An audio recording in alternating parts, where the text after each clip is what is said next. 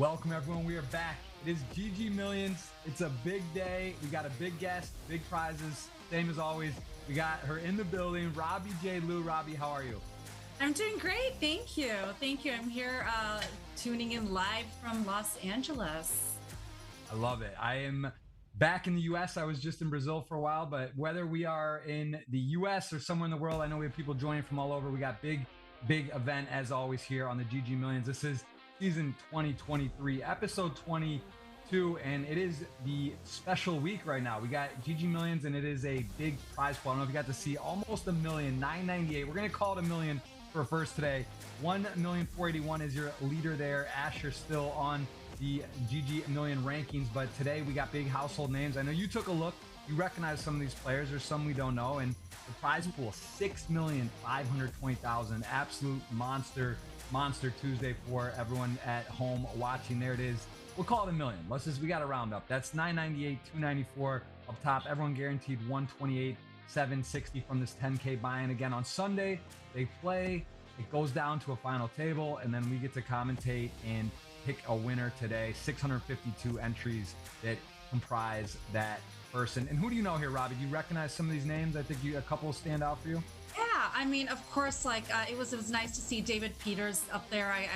I know a lot of people, like, that's just a guy you can't hate, right? Like, it doesn't matter what you do. I think he's like the silent killer. He just finds his way in and just makes it to the final line almost every time, and sometimes you don't even notice it. So I was excited to see his name up there. And the beauty of GG is, of course, like during the summertime, people are everywhere, so they have the ability to play from multiple different countries. So we're seeing, you know, Juan is a common name up there. I'm also seeing, I know we had mentioned a couple of, I think it's, I don't want to say that it starts with the A, and it's very recognizable. And of course, there's some that got through with just their usernames, which is always fun and exciting to see some new players and see how they kind of fit in with the pros. Yeah, for sure. No, it's a mix here. We got 68 big blinds all the way down to 11 at the final table. So a nice gap. We're going to go see who's going to beat the best. We dive in on GG Millions Week. It is a big one. And of course, the World Series of Poker bracelet events available to win on GG. 33 events. That is now underway. So yeah, a lot going on here. And we are going to be seeing a very, very high ICM pressure with so much money up top. Of course, at this juncture of the tournament, between 8th and 12th, it's sort of the most relevant. And it's always interesting to see. Everyone knows you're supposed to play solid, not get it in, but then if you take that chance, you have usually a good chance to either be knocked out or have one of those top 3 spots. So we'll see strategy what happens here as we get a light open Queen 10 offsuit under the gun from one of our chip leaders, and is this a trick on me? Is that flop a trick? Is that like a joke? that is a nice start there for the Jack King suited. Going to go ahead and call and flop trips, and Queen 10 is going to sort of slow down. And a tricky check back there with the trip Jack's going to go ahead and just not put any money in, and maybe that's going to get his opponent to take a stab there, thinking that with the flush draw, you'd probably bet a Jack. But as played, no money has been put in. Expect a bet here from Austria. I got to say, I think they're the strongest. They just seem like Germany, Austria, such great poker players. And here we see representation with 2 Austrian flags. No Brazilian today. That's very rare. Almost yeah, I was always just going to say, Brazil has obviously been taking over, especially this year. And ironically, you just came back from there, but not seeing that at this table. I also noticed something that was really interesting is that they're pretty comparable stack sizes.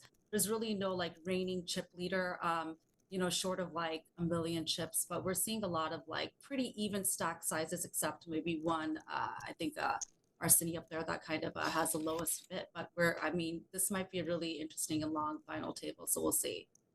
And actually an insane play on the turn. Small bet gets a massive check raise. And now what do you do here? You got absolutely nothing. Basically the worst hand you can have going to bet. And I would imagine, you know, probably just going to call the pot so big in the outside chance you get cooler to ace jack or aces or 4s or 5s. So he does just call, and look at that. Into the chip lead. Quite a start there. Well played from our friend Red Pill Game. And Robbi, I want to do that. The red or black we can do for a dinner wager if you're up for it. And we just had a flop. We didn't get that out. You're in for that? Like I'll let you choose the color, red or black. Okay. Well, you know what? Red has been really good for me this year. It's been good for me this year, even though I prefer black over red. I'm even wearing black, so I wear black often, but I'm going to go with red. All right. First, we'll get that underway. We'll have a giveaway for the audience, of course. We'll see that as we may see a flop here. Queen 10, definitely a hand you could flat, but a big raise and does decide to get out of the way, was dominated. So dodging a bad situation there. As we see who has won in the past, there are a few players that have won. I think so. Arsini has won before, early in season 1, does have a title for the GG Millions. Also, season 2, we have no winners from this final table, and then season 3, we did see Juan Pardo Dominguez win recently. So that's actually a very, very good chance we'll have a new GG Million champion, and of course $1 million up top today. So a lot to play for. And David Peters surprisingly does not have a GG Million title, but a lot of winnings on GG and a lot of winnings and titles across the world. Have you played with any of these players? I've played with David before. A couple of stints at let's see, when we're at the Poker Go studios. You know, I mean, those are smaller group of people. But I've always been interested in his playing style, primarily because, you know, he's not one to be super aggressive. But I've seen him make some pretty solid moves. I just got done watching quite a bit of the Triton series, and it's always kind of fun to see, unfortunately, how everybody plays, but it was fun that they actually included day 1 there. It's always different at the final table. Some people say it's very similar to the single table satellites, but it's really not, because everybody here is going to go home with some kind of money. So it's interesting to see some of the moves, but in that particular spot right there, he was obviously just in the big blind, and it was a simple one to call and lay down if there was a bet. Absolutely. No, it is fun to watch. Like we were saying, we were talking a little bit before, it's sometimes hard to know, like some guy, there's such high level play going on. You might see something that seems kind of wild or not good, but likely it is good. And it's, if you see something that is not normal for your own sort of play style, it's interesting to look at when a great player is doing something, make some notes. He just had pocket aces there, and just when he needed it, unfortunately didn't get any value there. So that's always a bummer. And you see, you know, it happens to you, but when you see it happen to others, you're like, that happens. But that one moved really quickly right there. Yeah, to have 10 big blinds get aces is kind of a dream, and not get any action is pretty frustrating. Also, if he was in the big blind, he may just get shoved on, or a person's going to open and have to be committed. But as he was under the gun, did not get the action, as we are going to pick up here. Ace Jack of Hearts versus 9s, pretty fair fight. Juan Pardo Dominguez, one of the tougher players in the world, and has some great success here, also winning just recently in this season, taking down an event as he gets 9s on the 3 deuce 4 2 spades. You said red, right? So yeah, I think that is our first flop. Red. All right, let's see. Ace Jack's happening over there, but do we know who Red Pill Game is? I don't think we know who that is. Right? We don't have the real name on that. Probably, you know, like I said, that region of the world, very tough players, and probably a great player. So he's got himself the chip lead, or her. We don't know, him or her, of course. Could be a female. And as it stands, we were gonna have a black flop. So I will get to pick. I get first, and then you're gonna get 2 picks, and then we'll just alternate all the way through. So I'm gonna go. Man, it's kind of tough because you know what? I'm gonna go with Juan Pardo Dominguez. I'm just gonna, even though he's not the chip leader, I'm gonna take him with 10 million, healthy stack, and just in good form. Yeah, that's I'm gonna go with Dave Peters. I trust in this one for sure. I'm gonna be loyal to the Americans that I'm seeing, even though he's Canadian, but it's close enough. Well, Canadian flag. I think that's not the black flag, right? Americans he's are kind of. He's rocking. He's rocking it. It's North America, right? It's North America. It does count. It is. That's what he's repping today. So you get 2 picks though. So you get David and one other. All right. You want to go next? Because that's fair. We'll go 1-on-1. No. So if you get first, I got first. You get 2 picks, and then we alternate all the way. So you get one more. I'm giving you one more pick here. Let's. I have this like inclination to go for the underdogs, and I just feel like Arseni's going to pull through. Wow. So I'm gonna go there. Yeah. Wow, and he does have a title. He's got some experience. He has won one of the GG Millions. He said he won a GG Millions. Like, you know, at the end of the day, it takes like 2 hands in a row to be the chip leader or to be out. That's kind of like the complex situation that happens, or the exciting part of a final table. So you either can get lucky or very unlucky there. And so I have a good feeling about that one. Listen, I respect it. There you go. You got 2. Now we alternate all the way through. I'm a sucker for chips. I'm gonna go with Red Pill Game. That'll be my next pick. Then you get to select. We'll just kind of do a draft all the way through. Who do you got? Okay, let's go with let's keep. I'm gonna stay loyal to Northern America and go with Fluid Solid. See, this is what's gonna happen, Jeff. What's gonna happen is all the guys with lower chips are gonna supersede the ones with the bigger chips, and I'm gonna win this game. Listen, I'm not. I've seen it all. I'm not questioning the madness. We'll see what happens. And so far, you still have a pretty good squad going. You got real, great players, and anything can happen. I'm gonna go with. I will go next with. I'm just Ding. I got to go Ding Bao. I'm feeling it. He's got 10 million. That's my pick. What next year up? Let's go with Delgado. Delgado. I remember. Yes, he also had a pretty big bluff early. He was one of the chip leaders to start. Did kind of lose some chips, but still has a lot. Definitely healthy. I'll go with Austria. I just got a lot of respect for the game. Sven Anderson, and I believe is that one left. Is that Yeah, I think we've got Cade Maslick at the bottom right. Is that the last one?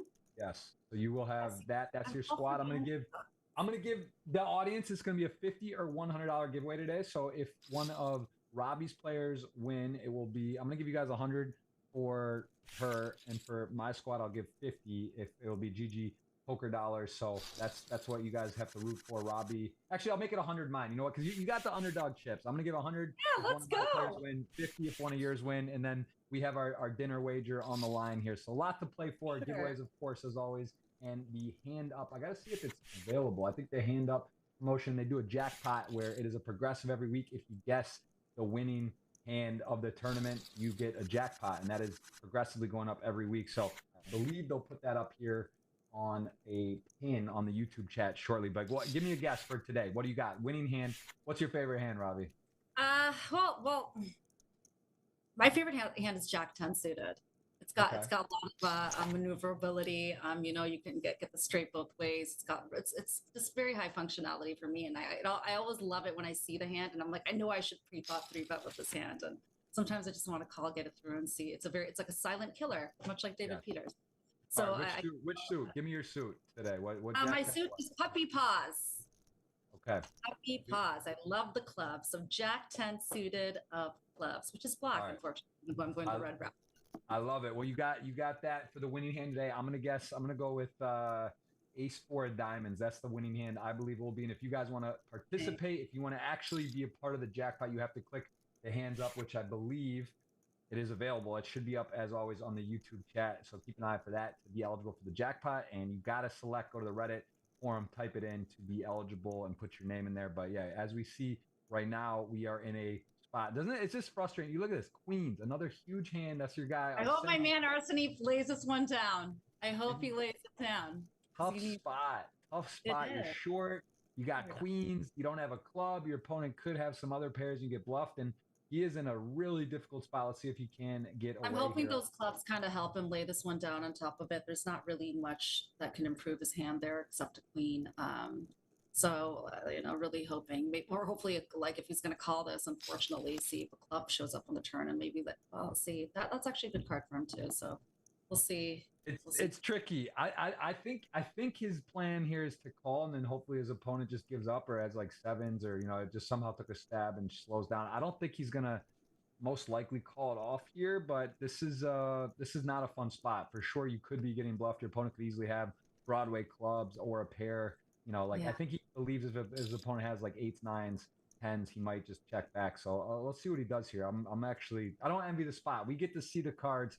It's a lot harder when you don't know, right? It's a huge mistake if you get bluffed, and it is still a very difficult decision here to make, even though, of course, ace. There we go. Yes. Nice fold. Nice fold. 5% will not be the first one to get out. Yes, that is well played, and gets off the hook and a bit unlucky. Sven lays down 6s under the gun. Interesting to note, 9-handed and a very vulnerable stack. So I like that fold as David Peters gets here. That's unfortunate to be up against. Real hand here. See if he's gonna limp or go for a big raise. It's kind of awkward stack, right? He's sort of in the middle, has a healthy stack, not small. Does he want to go with the limp strategy, blind on blind always, or does he come out firing? And he does put the pressure on, and we'll take that down. Fortunately, that was the worst hand he could probably be sitting with in big blind. So yeah, no action. But hey, the blinds are big. Annie as well. It's nice to pick it up. You got a position. He does raise, take down as we move to the next hand. Ace 8 suited. That is your chip leader currently. Yeah, Ding Bao. rocking, I believe, the Hong Kong flag, and he is going to go kick it up as the big blind. Sort of, again, vulnerable spot, decides to fold. That's something in earlier stages of the tournament. You're probably going to see Heel 6-10 of hearts when you're closing the action, but here, a lot of ICM. You also have Arsini on your left there with a very short stack. You don't want to get knocked out right now, as you can see the pay jumps in the lower left of your screen. Even from 9th to 8th, a very healthy jump, 37,000 roughly, and I mean, the payouts are huge today. So ICM for sure ever present, and we are going to see some careful poker likely from the middling stack. Look at these chip leaders getting favorable hands, and my man or woman over there with fluid solid. I hope this isn't a trap. I'm just gonna what an unfortunate situation here. Hard to lay the pocket tens down with a flop like that, but yeah, not gonna fold now for sure. This is a kind of a miracle card for Fluid as an ace comes, and although he thought he might be in great shape, he wasn't, and now this should slow maybe both players down. Definitely Fluid solid, and I think that this might bail him out for losing a big pot here. There are definitely turn cards that there's gonna be a bet and a call, and gonna lose a lot more chips. So likely things slow down here as the 6 of hearts peels off on the river. Kings are still good. yeah, they are still good. Hopefully this haven't been seeing this so far it's been moving pretty fast, which obviously is a benefit of online games, but I haven't really been seeing any like deep tanking yet or a hand that's been too tricky. So I don't think we're gonna see it here either, but it's about to come. Yeah, I mean, this would be, I think, a little bit of a wild bet with the 4-liner to a straight, also the ace out there. I mean, I don't know what you're really targeting to get called by. So yeah, he does check, and again, very lucky with the ace turn that no more chips get in the middle, and Red Pill Game still going to chip up and be your chip leader, basically Chip leader just like that. Crazy. Yeah, that could have been a lot bigger pot. And Arseni now super short, 1 million in the small blind at the 8160. If you see the upper left of your screen, tells you what level we're at, how often the blinds go up. And here, ace 9 suited, one of the short stacks, going to start getting involved, opening up, and doesn't have much resistance behind that is going to have to deal with. It looks like there is a disconnect from David Peters, and the shot clock, very interesting chess clock, which I really like how they do that, right? It's like they give you a set amount of time, so you don't want to waste time. I think it does encourage people to play faster instead of having every hand have like a certain amount of time that people can take advantage of. They kind of give you that chess clock format where you get to decide if you need, like, some hands really do take a long time to consider what to do, and then all the other times you just don't want to waste time because you want to save it for when it matters. So another nice touch. GGPoker, best software, best guarantees, really. Absolutely. I will say that's the one thing I do love about this platform. It's one of the best softwares available, and easy to play on your phone as well. So it's always nice to look at in the reality. And it's interesting, and just to see the fold there on Queen 9. I love seeing, like, when someone's that short stack, what the absolute, like, how long they will absolutely wait, like, and what that last hand is where they just decide to put it in. Because sometimes you're like, oh, I see a face card, my blind's coming, but luckily he's going to see another orbit here, so hopefully something will come up. But well, looks like this is it. Looks like Jack 10 off was the chosen one. Oh, there it is. I got the gosh, Robbi Buck on the side there. What a river, man! For your life to be out, you get it. And it was my hand, Jeff. It wasn't secret though. That was a nice hand, and we're gonna get maneuverability of Jack 10. You can. We're gonna. It can do things. It can make straights. It can do a lot of things. Shove. So that was cool. He chose Jack 10 off over Queen 9 off. It was the very next hand, sitting on the button, obviously in position too. So there's some advantage there. But when you're all in, what does that matter? And it was a good choice there. Good choice. So look, he's not much of kind of back to where he was when he first got on this table, which isn't too big of a deal, because now we're seeing a couple of stacks that are getting kind of close to where he's at, 4 million, and they seem to both be my people, except Savan's yours. So yeah, we'll see. And we got a mini game right now, Robbi. Oh, I love it. We're gonna let you play this hand. So what do you like here? Because we can't see the cards of Red Pill. What do you like with the king? Like, we have him sitting on the button, so there's quite. I didn't really know. Oh, okay. Look, I mean, this one's probably going to be one of those cards where I don't see Juan making too big move, but sitting as a chip leader there in position.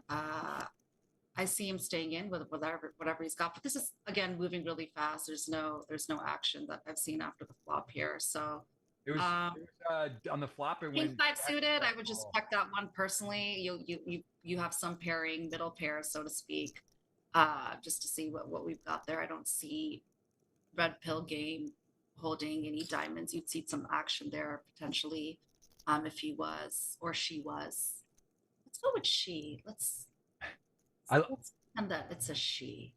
I like this bet size. I mean, it checks back on the turn. He's thinking that, he's kind of probably has the best hand, wants to bet something, and does go for about a third pot, a little less, looks like, than a third pot. So I'd be curious if he gets raised here. Be a really tricky spot. And wow, it is that. So what do you like Wow. here now, Robbie? You go for the Oh, blocker gee. bet on the river and you get Yeah, raised. I mean, the check back on the or the check on the turn check back on the turn might have been like a little bit trappy. I could see that potentially. And the flop, I think there was some action at the flop there. I still wouldn't put him on a 10. I might be concerned about diamonds just because I'm not holding a diamond. But also, eight gets there. This one I'd probably have to lay this one down. Personally speaking, if I was one, I'd lay this one down. But Yeah, I I mean, mean, honestly, it looks it's such a bizarre line. Like I think that yeah, I mean, I think it just looks super strong by Red Pill it Game, feels but more one, value betty than it does bluff betty because I could I would lay it down personally, but I wouldn't be surprised if you just made a call and threw in an extra million and just million five. I think it'd be a little fishy to do that, but um based on how like red pill's playing sitting in position, I see Juan laying this one down, to be honest. I think that I would be love the this right. hand. This mini game is a very interesting Yeah, hand. this This is is a interesting. Do we super get to tough see the decision. hand after the move? If Okay. he calls, we'll definitely, yeah, we do get no matter what to see. But if Juan call, oh, he does call. Wow, world Oh, yeah, class. he used that king of diamonds at his advantage there, I think, a little bit. That was Wow, very strong call by Juan. you have to wonder they might have played with each other, especially there's 652 I think entrants in this, and you never know, they could have been in a table together, and he might have a little history on that guy a little bit and the moves he's made. But wow, what a call. Yeah, that was definitely high level all around. I like the bluff, but to be fair, with the check back on the turn and then raising the river, yeah, you're right. Unless you check back the flush for some Yeah, to be sneaky, yeah. it's kind of a He was holding crazy. king of diamonds, but he had a strong hand too to be sitting with that hand actually on the button. That was a strong hand there. So Really, this is really, interesting really because crazy, they're crazy. each holding what the other wants. That's always fun. Yes. And You know? here, Juan Pardo Dominguez just flatted pre-flop ace queen off. Tricky hand to play. Gets the 10 jack 2 heart flop. King jack off opens. Also a little bit light of an open considering the stacks behind and his exact holding. And he does find himself with the best hand going to the through the turn. Let's see if he's going to bet again or does decide to slow down pot control. But I mean, he is kind of a tricky one to play as well. King jack here, right? You think you're probably good. And he does go ahead and pot control, check back, has a heart in his hand. And now Juan Pardo Dominguez with ace queen high does beat queen king. Very likely hand, although you block the queen king with the queen in your hand. So this is also a tricky spot. Does he want to check? Does he want to make a blockerish bet? Maybe get queen king to get out of the way. I'll be curious what he does sizing wise here. No heart in his hand either. So got to be worried about the hearts. Yeah, yeah, yeah. I see this one. This is a clear winner for Wait Delgado over here. So Yeah, I just wonder if he thinks his hand's strong enough to value bet with the king of hearts there and what he thinks he could get called by. Maybe ace 10 suited, jack queen, the suited that might call in the small blind, but I ultimately does go for some value there and gets it to take down. So big pot there, 7.2 million as well. Looks like they are rocking the same flag. If that, I'm not sure. Is that Romania? yeah, No? but I think I think Juan was your first pick, and I've got Delgado. Is Yeah, that right? yeah, it's evening out. I'm telling you, you made the river. I was worried, the Arseni River for staying alive, still fighting in there. Everyone's in. I'm a little worried if Arseni ends up making a big move and comes back. It's impressive. You took him very very early, although he was a short stack, and he's Yeah, in there very. fighting. So So this is an interesting one. If he gets there, well, these are both my people, so power to both of them. But 9-10 suited is a fun hand too. That's one of my nice little flop over there. It does nothing for either one. pretty good one for, I think, Kate Masick to probably lay down if there's a bet here. Well, there's some connectivity, but it is interesting. Yeah, 9-10 suited. It's not really that attractive to peel against the shortest stack, but the hand's so nice, and it's just a min raise. I think you have to call. Don't blame him, but it sucks that Arseni's so short, right? The implied odds are really low there, and as it turns out, he was dominated in the suit, but no more harm done. Calls, folds after missing on the flop, and Arseni chipping up to 2.8 million still. Pocket aces for the chip leader. Nice. It's got to be nice, right? One of the chip leaders there, 10.2 million. He is basically tied in second. Ding Bao, 12.3 million. But yeah, big stack, big hand. Gonna 3-bet the under the gun open King 10 suited. And your guy Delgado's been pretty active. I'd say he's opening King Jack off mid position. Here he is under the gun.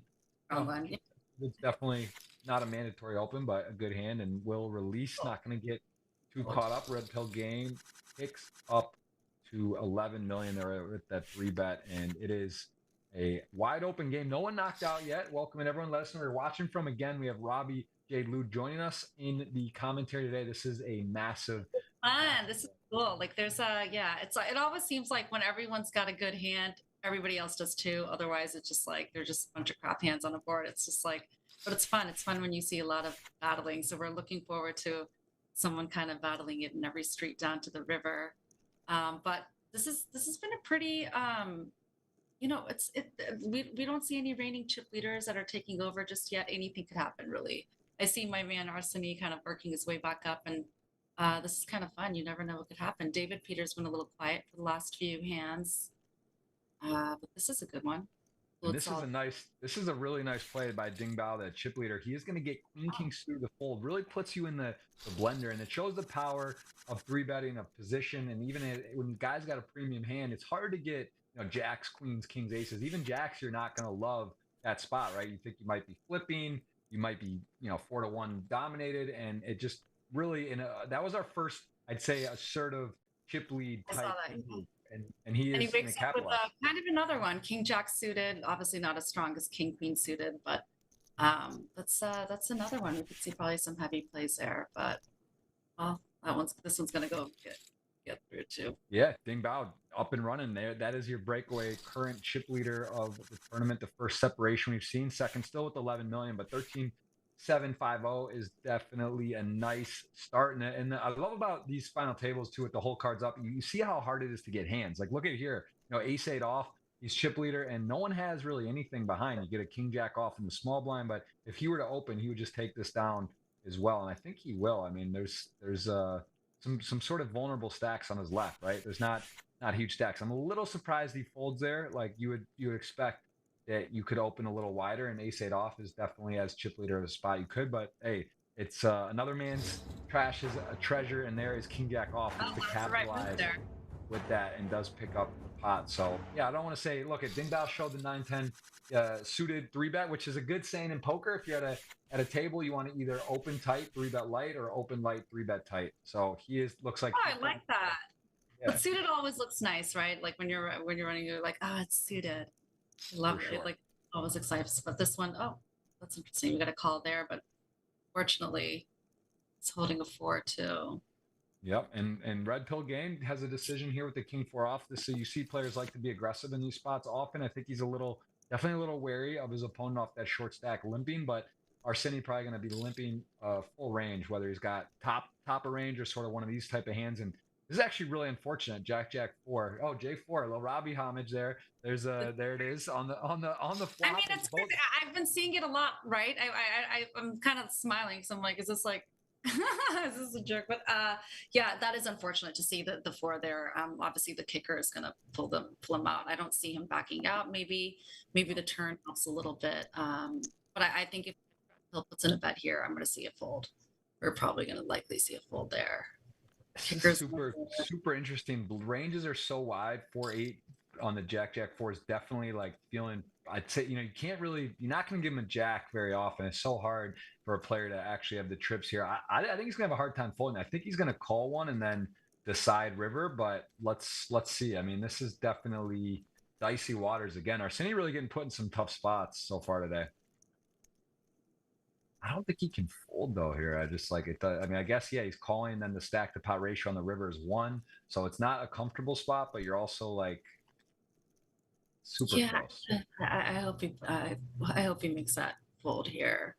The It's a thing is, like, the problem is, this is what you have to decide: is your opponent going to shut down or not? If you're good, because if you think your opponent is capable of just following through, say he floated you with 9-10 of spades, or king 9 suited, right? Now he like picks up the spade draw and you check and the river bricks. Is he going to slam it in on you? So I think yeah, that's what he's deciding. He does fold there. Very tough spot, and again, like gets away there. Very impressive. That's a great fold. That is not an easy fold. Again, you got to be right. That's what's so impressive. These players are they're right when it's close. So often they just seem to have the right answer. And here, kings, hard to mess this up. It's beautiful, beautiful spot.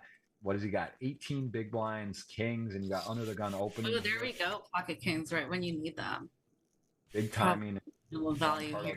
Might get a call. No, fold. Wow. Yeah, he's short. I mean, the guy's doesn't have a lot of chips. It's sort of like all in or fold, and he did not have the goods there with king off. So nice pickup from Maslach. It's always interesting to see, like, if we put 5 people in the exact same situation in the hand, to see what anybody else would do. Like, what would somebody else have done with the 4-8 suited versus a king 4 off there? Maybe somebody would make a big bold move and just shove, because then you got to have the big blind kind of red pill game over there folding, right? But it's also a really risky move. But I'm always curious, like, what would 5 different players of different calibers and different levels of aggression do? But this has been a really interesting table to see how these moves are made. But yeah, well, interesting 3-bet, not all in. So like basically looks very strong and nicely done, sort of recognizing that the all in or the 3-bet maybe even looks stronger by not all in. And then if your opponent does come back over the top, you have a choice to make. So nice play there. Fluid solid with the modest hand, ace-10 off, but button versus small blind. pocket queens again. Yes. Nice. He's getting monster hands. I mean, this is another big flop here. Big starting hand for. Well, he's at aces, queens, and this time, just when you did it. Set. Maybe is it good enough to check back this short? Maybe let your opponent try to take a stab, or you just hope they somehow have something and can continue. And that's interesting. That was an instant fold for sure. Yeah, I'm curious on that. I think I might have checked that. Yeah, just to kind of turn there. This is moving fast. It is cool to see how fast things do move online. That's why you see a lot of these players, even in the live setting, playing really solid at times, because they're so comfortable with making a quick decision when need be. But then you see your tankers, which makes it also viable to have that shot clock on here. Well, I just put out a tweet for today. It was a little late. Apologize for that. But if you guys want, it's a $50 giveaway out of my pocket. It's on Twitter, on my pinned tweet on my Jeff Gross Poker. Robbi, if you win it, we'll double down. I can't have you win it and not have someone else win it, but that is available. It's out. Good luck to you guys. We have 3 giveaways going today. Again, 50 or 100, depending on which player wins today. We'll have that giveaway at the end of the stream. You got to hit the thumbs up button. Be ready for the keyword. We have the tweet, and then of course the hands up, which is always a jackpot. I gotta make sure. I haven't actually seen the hands up pin yet on YouTube. I hope it is. Let's see if we have that today. I'm not sure. I hope they have it, because I've been talking about it. We've done it every week, the jackpot, the hands up. But we have Robbi guessing Jack 10 of clubs. I got the ace 4 of diamonds, and we are here with a king 10 of diamonds on the king 9-2 flop, and that is going to be good. Fluid Solid's been picking up some pots, playing well, and I think that's your player, right? You got the you're rocking North America. No, I think you had Fluid Solid, but I'd be happy to have him. Pocket King, David Peters, and maybe we'll see him kind of play this hand a little bit. He's been kind of silent so far. Rightfully so. The hands haven't been too strong that he's been receiving. This one's a good one. Again, blind versus blind. Except we've got Delgado there with he's got a hand. Wow. And look at the limp. Look at the class. He goes for it. And that is definitely a hand ace-2 suited. You could see a raise for. He doesn't take the bait, does flop a wheel draw, has the over good to the kings as well, but really nice flop for David Peters. Kings on the queen 3-4 board. So he is, look at him, just he checked it. Just slipping it over, giving his opponent some rope. And does he bet the ace high with the gut shot? Okay, I like it. I like it. Let's see if this this particular board, flush draw board, straight board, queen X board. It is a limp pop, but expect the big raise here. I would think it's like time to. It's definitely a check raise situation. I could see him doing Yeah, that. you can Would get be your interesting opponent hit the to see queen this on the X, 5-6, spades. You got to tax him. You got no spade, no 5, no 6 in your hand. There it is. Just a clean 3x. Just a clean, smooth 3x raise, and kind of annoying for Vincent, right? You do have some equity. You have ace high, and he's about it. He's gonna call, see if David's messing around or not. He also does beat some hands, right? 5-6, some spades with ace high. So he's got a few things working for him here in this current situation. He's in a world of hurt, and now David can't love that card, but still, right? Kings blind on Yeah, blind. what would you be thinking here, Jeff? Like, are you more concerned if you're Delgado or more concerned if you're Dave Peters here? Well, if I'm David, I still think my hand's probably good. I just think, the draws are so prevalent. You have no spade, no 5 or 6 in your hand, and it's hard to make trips, right? It's a heads up pot, and I think I'd be confident. Yeah, I think I'd feel confident.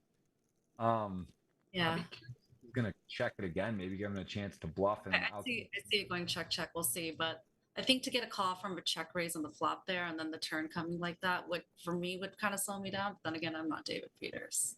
He may have to bet. He may have to bet. I just don't think he thinks his opponent's going to check back, or going to bluff now, miss draws in this scenario. And I think he may be more likely as a 3 or a 4. So I think he's going to try to price to get called by that. I think that's his because if you have a queen on that board, right, you're not gonna check the turn. There's too much going on, right? So I like this. I like this bet.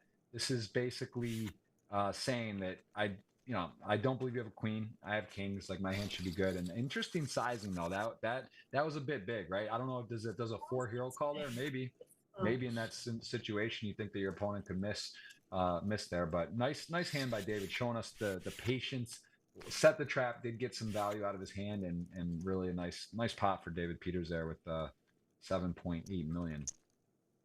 He's, I always see like the ones that really kind of reign in tables like this are the ones that stay kind of middle ground for a very extended long period of time. They let the little guys get eaten up. They let the big ones get a little too aggressive, and they just keep their cool until they kind of like fire at the end there. So I kind of see the strategy that Dave Peters is putting into play, and I like it. Yeah, no, he's got a game plan, that's for sure. Definitely knows his way around a final table. And here we got ace queen off, very close to just shove versus call. I actually would probably elect to shove because it's the chip leader, because I think they're going to be opening fairly wide. And I just not deep enough to call. And like, this is the kind of scenario where you're going to get put in some, you're also basically the shortest stack. Your second shortest stack, your risk premium is low. I just think that, it's a tough hand to play out of position. And I think that, again, it's not like it's K Maslach or Arseni opening under the gun, or Fluid even, who's got a shorter stack. It is basically the chip leader opening. So I don't know. I think that one's interesting to look at, but I think I think shoving would be probably the best play, although ace queen off 9-handed from an early position raise is a bit dicey, as we saw the king X flop. Nobody wants to be the first one out. You always notice that. And then when one person's out, it goes like wildfire a little bit, right? But nobody ever wants to be the first person out. So we're seeing a lot of laydowns that may not have been otherwise happening. For sure. Listen, again, we're in the booth. We got the cards face up. It's easy to say, oh yeah, just rip. Totally is. I like that. I wish they'll do that again. I wish they would do that again with the cards down there, because it's kind of fun. It makes it challenging. That's really real life setting, right? So, would be cool to see that kind of come through again. Oh yeah, there'll be several mini games. We got ourselves a few hour, at least. I'd say this is going to be, since it's a little more money, more entries, it's a little deeper. So we got some time. We'll do some of those. I think they do 4 or 5 a show, and we'll take a crack at it. Of course, at home, we're hoping you guys are in on the giveaways. You guys can join with Twitter. You can join with hitting the thumbs up, which we'll have a keyword later in the show. And of course, there it is, the hands up. I see it. It is pinned in the chat. You can guess what you believe the winning hand will be today for the jackpot. It's kind of hard, right? You got to get the right suit. Even if it's Jack 10 of hearts or Jack of clubs, 10 of spades, you don't win. So you got to get the exact suits, which makes it very tricky. But someone is going to hit it. And Juan, look at that discipline. Just wow, that is great. Yeah, this is just some moves here that are worth noting. for sure. Very, very much ICM handcuffed there. I see Ding Bao in a lot of pots today, so he's getting some hands, but really putting in some 3 bets that have been challenging to call. And even there, look, Arsini with no real fold equity versus the chip leader who raises under the gun, just snap fold sixes. That is, I mean, it's close, right? It's like 12 blinds, you're short. You might get him to fold some random openings that he's opening, but doesn't even think about it, just in the muck. And again, worth noting, right? These players really know how to play final tables. They know what hands they're supposed to do what with. So if you ever look shocked in a spot, talk with your friends about it. Take a note, take a clip from the hand, and look at it later. But nice fold and good spot here. Going to get 9. Suited open. Yeah. See, this is kind of the stuff that's worth noting. I mean, many would be tempted to kind of open with that hand there, especially when we haven't seen David Peter playing a lot of hands. But that level of patience really stands out. Yeah, no, definitely world class, and of course, a lot of money on the line here. As you see the payouts on the lower left, all the way up to 998, 128 right now. So what we're talking 870,000. That's pretty nuts. The difference between first and ninth is almost $1 million. You know, I mean, that's a significant. I mean, it's like one bad move or one incorrect call, and that's a significant jump. Yep. This is a big final table. No, this is definitely one of the bigger ones we've had here on the GG Millions. Again, this is season 2023, episode 22, and we are going to be playing to a winner today. So appreciate you guys. Girls watching out there, let us know where you are watching from. We are both currently in the U.S. and Robbi's in L.A. I'm in Miami, and I am I'm actually going to Korea. Both in sunshine. Oh, no kidding. First time there? Yes, I've always wanted to go there. That would be cool. Awesome. I'm really excited. Going to go to Japan as well, take the family, and then hit the GG offices. That was the team. They're up late. They work. It's like 3 a.m, 3:45, 4 a.m. in Korea right now, and they're out here at the offices. I'm gonna be doing 3 weeks over there. I'll be at 4 a.m. streaming until it's like 7 a.m. So that's gonna be tough, but you know what? The show must go on, Robbi. We gotta keep. No, I get it. I think I was watching some podcast of yours, Jeff, and I cannot remember who was doing it, but it was like the story of how when you first met your your father-in-law, and you were just like playing like 24 hours and you're in a final table. It was like back in the golden days when you know the like online poker was just like beaming, and he's just like, have you showered or something? And you're like, well, no, it was crazy because her parents don't speak fluent English, and I was at their house, and we were getting married in 2 days, and like I've streamed and played a poker my whole life, and I never played a 24-hour session ever online. I've done it live a few times, but so I was literally in their house 2 days getting married. My wife's not even at the house. She's like in her other city doing their dresses, getting ready and whatever. And I literally go to bed, you know, they go to bed at 8 p.m. and I wake up, I'm in the same clothes. I'm at the desk in the computer. And it was like a 25-hour stream because of the time zone when I started. And when I started like 9 a.m. It was 9 a.m. the next day. And like came on and was like, did you sleep? And I was like, no, they must think I'm like some degenerate, you know, poker player. I'm in my same clothes, marrying their wife, their daughter. And it's like, yeah, that was that was my best streaming moment for sure. It was poker is a 24-hour game. It just is. So it's like, be ready. It's a global situation. Sure.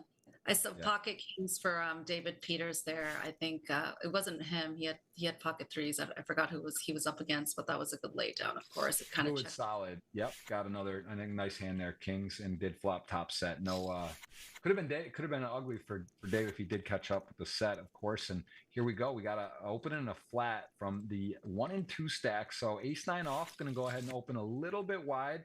And this is problematic. A really good spot for Ding Bao, who has got the overpair, and he's got his opponent to 5 outs, 2 cards to come. But we see red pill game respect the chip leader, respect the situation, does slow down right away and check, and probably just going to be check calling down, I would imagine.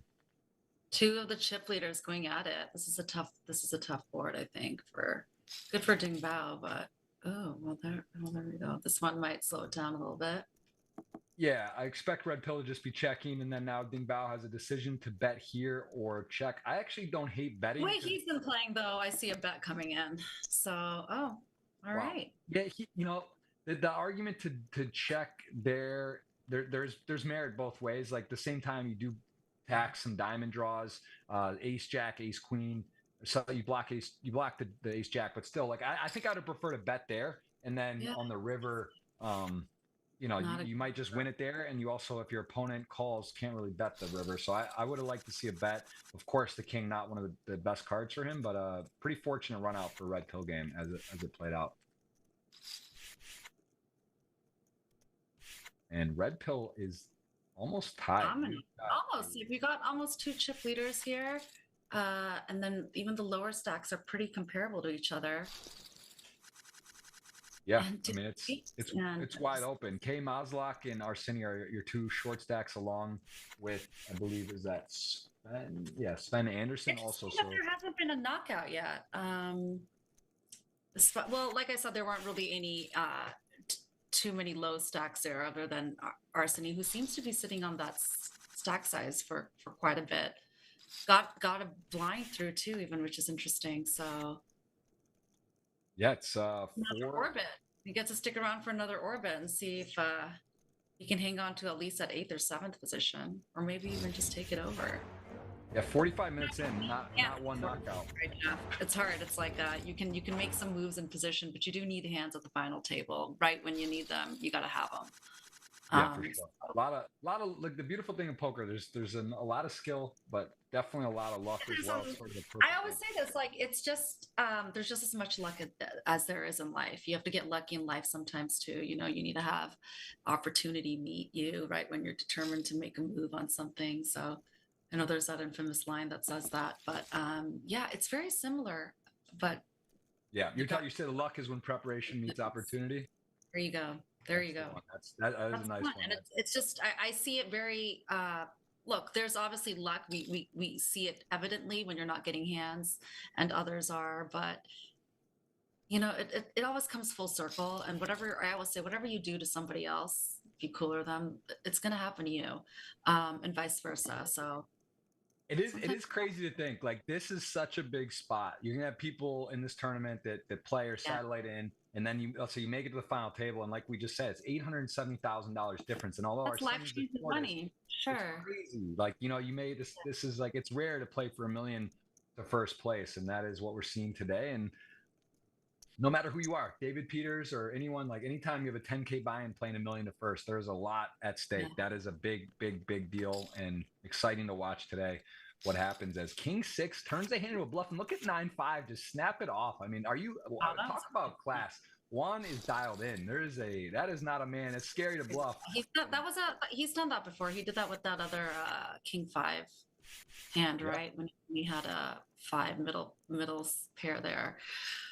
Yeah, he's reading souls today. I think that's your guy. That was your number 1 pick. Yep. I got to see him. I got to see him. That's crazy. You gotta ask I got to see him live recently, just take down a title, and it is very impressive player. So I think again, a lot of play left, a lot of chips. I mean, he's in effectively 3rd place right now, but there is you know, it's anyone can win. Anyone can win, and I think he's got what it takes to do it. And this is quite a card for him. He's going to hit the 10, and his opponent pairs top pair as well. Has a little backup. 7 will make a straight. 8 also puts him into the lead. But let's see what we get here. Likely just a call. Pretty scary board. Yep.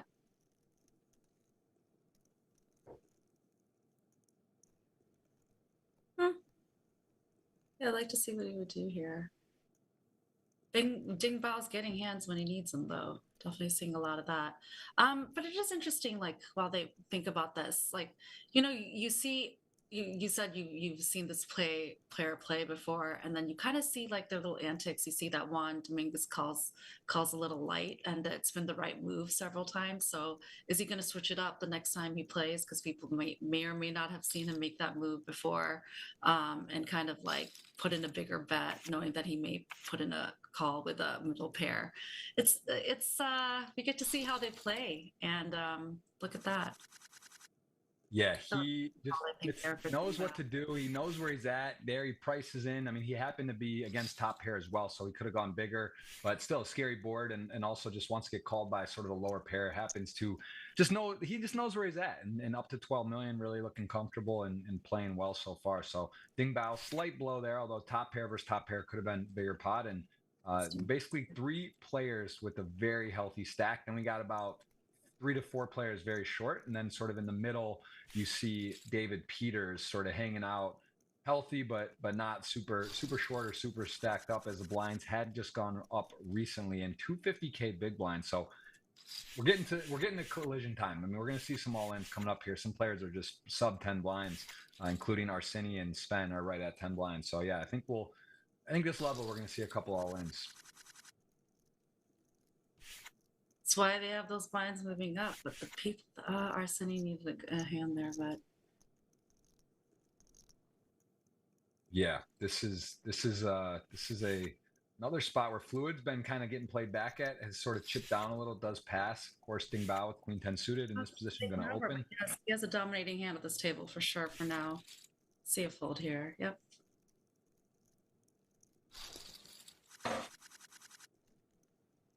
All right, well, the tweet is out. I just pinned it to my Twitter, $50 cash giveaway.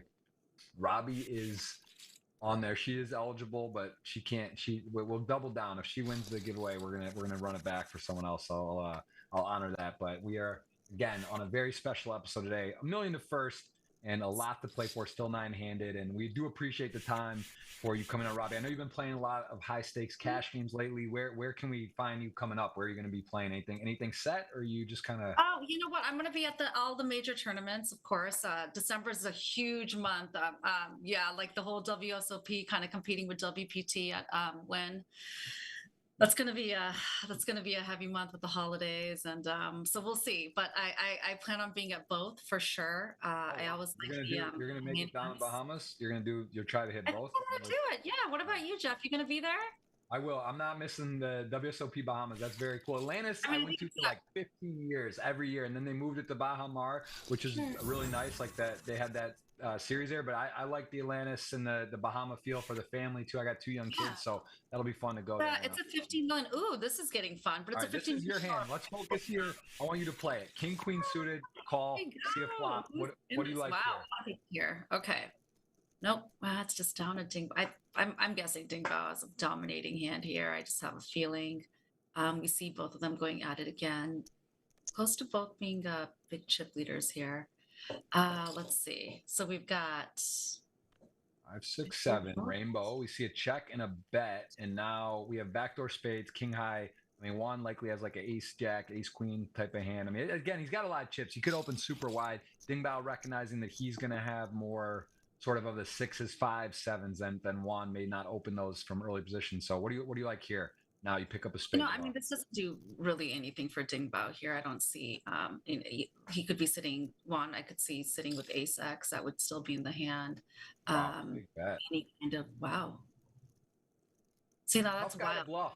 Tough guy to bluff. You know, you've seen him call down people light here. I mean, Juan, what do you like? I mean, big bet from Ding Bao, and let's see. What really polarized kind of moves from Ding Bao, which is obviously what you want in a situation. Wow, I mean, like, you know, huge pot, 6.7 million in the middle. I believe at least 6 million. I can't see the little note. I think it's 6.7. And now, let's see. I imagine Juan's going to check full range here, I would guess. And now, what do? You got king high. You can't think you have the best hand, Robbi. What's your play?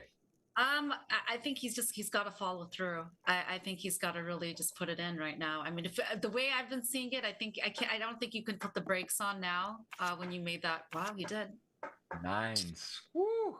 Puts the brakes on. I mean, it's close. It's close. I would have bet myself, right? I think because you are giving up to ace high and any pair. So I guess, yeah, very tricky spot. But Ding Bao just decided, hey, Juan's scary. I'm not going to. Juan is scary, and he probably would have put in any call sitting with ace X. But he had a strong hand. He had a strong hand, regardless. Yeah, 15.7 million.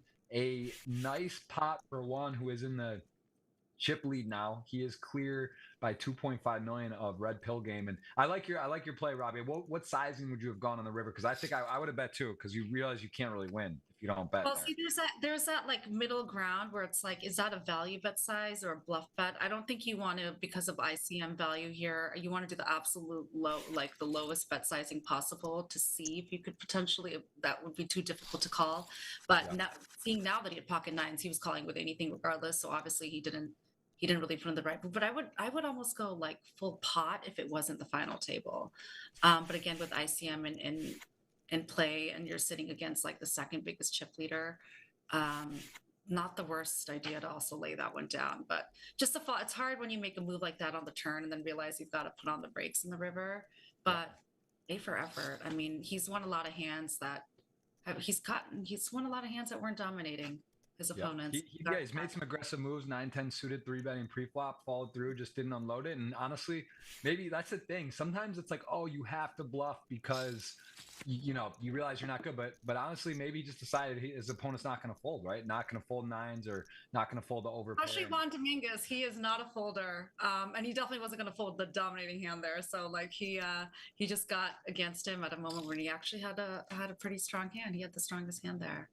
Yeah, very nice. Very nicely done from him. And here he goes again in another very favorable spot. He's got his opponent drawing to 3 outs, diamond on the turn, Jack, 10, and ace 5, red pill game. At some point, you got to slow down, right? You just got to give this man some respect and just say, hey, like, all right, you're dialed in. I'm not going for it. He checks back. And now Juan, again, maybe just goes for this quarter, 30% bet size, tries to get called by ace high or a lower pair. Maybe your opponent hits a 4, like an ace 4 or something. So I think he's going to go with the same game plan, probably bet small-ish, but and get a full. He could size up here. He could size up. He's got such a value-heavy hand, right? The 10x, he beats worse 10s. He beats pairs. He could also have king queen that misses. So I think he could go a little bigger, and he does go 50% pot. That is an instant fold right there. I mean, ace 5, you beat queen 9, queen king, 8, 9. You don't have any of those cards in your hand. It's definitely you could get curious here, but a nice disciplined fold. Robbi's dialed in. She saw he's gonna lay it down, but I think against a player like Juan, you have to consider with your reverse, the blockers. He's not blocking any of those bluffs. So again, credit to him to make a good fold because he could definitely get curious and take a look. But Juan is running away right now. Oh, I think we've got, this is it. Let's go. Let's put it in. I hope he puts it in here. Yes. Snap fold from red pill game with king queen off. That was interesting. That red pill game kind of. Yeah, could have thought about that. You never know. You wonder if they're just out getting coffee or something. It's like it's so different because we don't see them playing actively on the when they're playing online. But like, listen, we've all made the mistake where we look back down and we're like, oh shoot, pocket aces, and I missed it. But this is a final table, so people are very attentive. Yeah. Well, I mean, it's not a lot of blinds. 250K big blind. He had like 1.5. There are players behind him, though. And I think Red Pill also realizing it's not his job. It's not a knockout bounty tournament. He doesn't need to make hero calls, and he just wants to protect his chips and not open himself up to get called there. And then, I mean, if he was in a big blind, he would have definitely called. But I think he's just realizing there's other, still 4 players behind to act. And he just didn't want to call and maybe open it up for more action. And as it stood, he was dominated. So that worked out well. And Arseni's still hanging in there, 2.15 million. He keeps picking it up a little bit, just hanging out. And now we've got your man over there, Savan, kind of the lowest stack, but not by much. This is same with K Mouse. Like, we're kind of right back to how it has been going this whole time from the very beginning. Of course, Juan Dominguez is now the reigning chip leader. Not again, but it's a difference between a hand or two. So here they are going at it again, and Ding Bao has him dominated. This time we get to see that he does.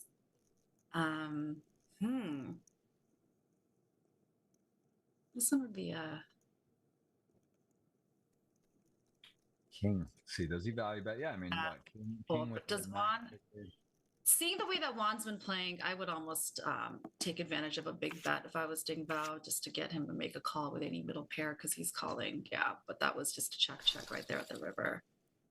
Yeah, I think definitely Juan going to check back with the jack and the weak kicker there. It does check back and, again, doesn't lose much chips, gets the open in, and he's in complete control of this table. Things going his way as we see Ding Bao going to open here with the queen 10 off. And interestingly enough, the queen jack. I'm interested to see what David Peters does here with an ace X, but an ace weak X. Sitting there in the big blind, hasn't had too many. Maslach would have shoved. David would have folded. Ding would have had to call. That would have been a really good spot for him dominating the queen 10 off. But of course, can't blame him for folding as it stands. The call ace 6 off, and not a good flop for David Peters there. Check was the right move. Yeah, it's interesting. You see Ding Bao being pretty active. Open raising pretty heavy in the button. There you are with ace X on the Big big blind. sizing. Now you have This the is very heart, good right? sizing. You That can't feels really well. Look call at it, that. right? It's like you can read them. I mean, yeah, that's interesting. Um, David Peters is kind of hasn't been getting hands, unfortunately, so he needs a really big one to gain some value and hopefully not get too close to those small stacks there. But so far, my people are hanging on, and they were all the underdogs, so I'm not still feeling confident. Um, It's crazy we're nine-handed. We are literally It is. one out. I'm actually appalled right now. And what's interesting is there's really nobody that's too low that yeah, we've got some that are all in getting pretty close to that. You know, four to six big blinds almost now. I mean, we've got six big blinds sitting there maybe, but no, yeah. 125, 250. I think the blinds probably need to go up before we see.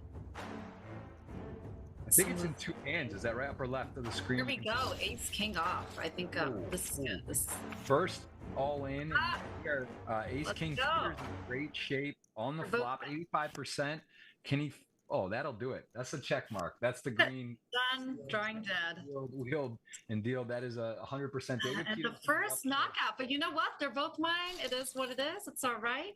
Win one, you lose some. And just like that, everyone is going to go home with at least 165,000. Yes. Very nice pay jump. It's always tense, like you said. You don't want to be the first one out, especially if you're like one of the medium stacks. It's really stressful. Sure. So I see it moving pretty fast now. I always feel like when the first one's out, you kind of see it moving. Also, the blinds are moving up. But King Queen here, he picked up another good one right after the winning hand. Yep. And it is what it is. When you start getting a good hand, they just keep coming, and sometimes that's what it takes. Is like that patience. And wow. Good move. Feeling confident. That was a good move. It's interesting to see that, especially when you're sitting. I mean, you know what? That is the right move. You see the big blind, the small stack, and you're in the cutoff, and you go all in with King Queen suited. That was the right move. Yeah, I mean, he's got a strong hand. He just doesn't want to mess around, get flatted, have something weird happen there. His hand plays well, and the blinds are huge right now. 150, 300K. You can see 5 blinds only. Really, so we're sitting like, yeah, there's some people sitting with like 4 or 5 right there. Probably one more, or they better get a good hand this orbit and get it in. 5 blinds. And that's, again, this is crazy. If you're looking around and you're in the middle, sort of look at Fluid Solid, for example. When you see 2 shorter stacks, and if you go all the way, if you see 8th and 7th get knocked out, you're at 275 already. So, you know what? Let's see. Fluid, we got like Fluid Solid. I can see a call there, but he's going to shove, I think. I think red pill game's going to raise. I see that too, which will be a good. There we go. No, yes. he just made a call, actually. I think it's okay. Either way, it's pretty close. Like, you just figure Fluid Solid's never going to be shoving light on that spot. So it's over. Arseny, it's over. Oh, you got 2 outs. That would be pretty special to do. There's no way you could do that. Not going to get a 10. He's holding a 10. Shoot. What? Yeah. Is that a... That's a 3? No, that's a... Oh! I was like, that's a 3. That's a... 4, oh my God, I'm calling it. 4 cross. This is crazy. I've done that twice with him. He's gotten lucky like that twice. Let's go. I knew it. Wow. That'll be running cold. Put up that sign there. Wow. I mean, that looked like I was like, I thought it looked like it, but then I was like, it's unfortunate. He's holding ace 10. You get the 10 there on the river. Wow, let's go, Arseny. That is wild. That is wild. It's never over. It's just not over. Sometimes you gotta get lucky. You do have to get lucky. You gave up on him. You even said good game. But you know what? I started counting the clubs. I started counting them, but it's funny. Yeah, they do that like peel at the end. I like that about GG. It kind of makes it fun, kind of interesting. Wow. Yeah. But it's really special. And here we go. Arseny's out the door, hits runner, and now we got ace king to 10s, a classic flip, and we are going to potentially lose another one. Part of Dominguez been running pure, playing well. They're both your people, so one's got to go. Doesn't hit the flop. Got to hit now. Only 6 outs, 1 to come. Ace or a king.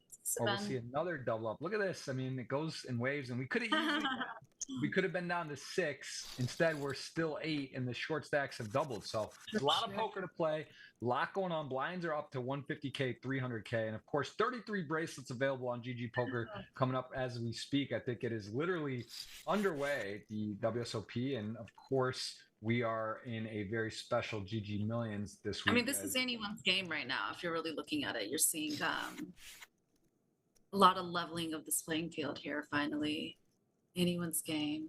They lost one player, but I don't see them losing another one anytime soon. Yeah, and this is GG Millions week, and I'm actually kind of shocked by this call because although it's a pretty hand, you're against Under the Gun, who's got a vulnerable stack, and you got 2 shorter stacks than you. This is out there, and David actually, who is probably recognizing this is a tough one, right? You're like, all right, I closed the action. I got the nut flush draw. I could hit 2K, hit trips. I think he's got a call, but again, it strong ranges, Under the Gun and a flat. So I wouldn't be shocked to see him fold, but I think he's just not the best hand to be going in. 3-way pre-flop. Yeah, that's a wow. My. That is a move. These are the things I want to see. Wow. You normally think that David Peters is more. This is insane. I guess he's saying this guy opens too much under the gun. He's been seeing some light opens. He's like, there's 2 shorter stacks, right? Arseni and Sven, he's leveraging. And then Fluid, I think he realizes if he had kings or aces, he wouldn't be getting tricky with that logic. So this is just taking the info and going wild. That's ridiculous. I would be concerned because Delgado, I'm sandwiched between somebody that made a call after me. This is a fold for him. Yeah, I could see that. Wow. That is such a sick hand for so many reasons. Like I was saying in my look how talented he is. Like people, that's where I was thinking, he might even fold because it's like not good. The range are small, or maybe he'll call, and then he just takes the option C all in and just gets it through. I mean, just incredible play there. Really, that was special. Nice to see him kind of see him a little aggressive finally. And play of the day. That was insane. Okay, so it's nice, yeah. But yeah, that was an interesting call with King Queen suited there. I just don't like it because of the other stack size, and you're also against Under the Gun, and there's players behind you. I think that's just ultimately. I think that's too wild. I think that was just a little too ambitious, but. Also, his stack's so vulnerable. He's got like 6.5 million to start the hand, and the blinds are huge. Quarter stacks. King Jack off. That's always a tricky one with an open raise. But you also see like a different move, right? Like he's not the chip leader, but when you start getting more chips, you can play a little bit more, widen your range a little bit too. But even in position there, that was a fold for him. Well, that hand was special. I mean, that was, again, you have to be so alert to like the situation. What player opening under the gun is he willing to open wide? And then just also, it's like obvious that they're short stacks, but you just in the moment, and then all of a sudden, if you're the player who opens under the gun, you got 10s, and you look around and you're like, wow, you don't necessarily think people are going to take advantage of it at all times. And David just sees it. He's got the perfect hand. He gets called. He's still going to have like 33% most of the time, right? Ace king. He's still okay. If these guys got 10s, he can still hit the flush. He can make a straight. He can hit the ace. So he just decides, like, if somehow I get called, I got backup, I'm still in. And he picks up such a huge pot there with he keeps his big blind. He gets the antes, and then he picks up the 6 and 6. So yeah, world-class play. Tricky check there that Juan just made, right? Kind of like that was kind of an interesting check there. It's probably gonna put him in a tough situation here, and I did see that coming.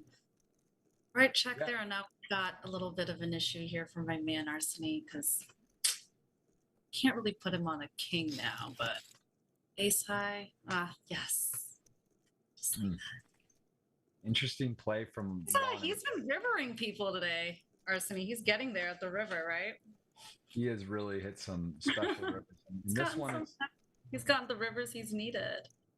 I think you got to be slightly concerned about the hearts, but you think that probably Juan, if he had like some heart hands, he would be betting the flop like with air. So like instead I don't know. This is close to go for a bet or check. At the same time, you might get like ace queen or something to value bet worse. I know.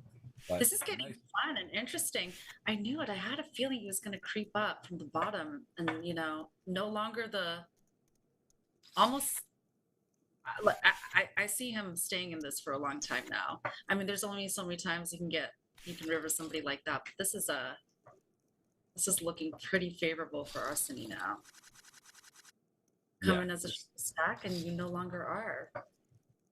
The great Phil Locke, one of my very close friends, always coined this term "up stuck." Right? If you're in a cash game, those times, think about when you're up like hundreds of thousands, but then you're only up like 50,000 now. Or if you're in a tournament, you're chip leader, right? And then you're now still like above average, but you're a lot shorter. It's like a up stuck, right? You feel like you're from your peak.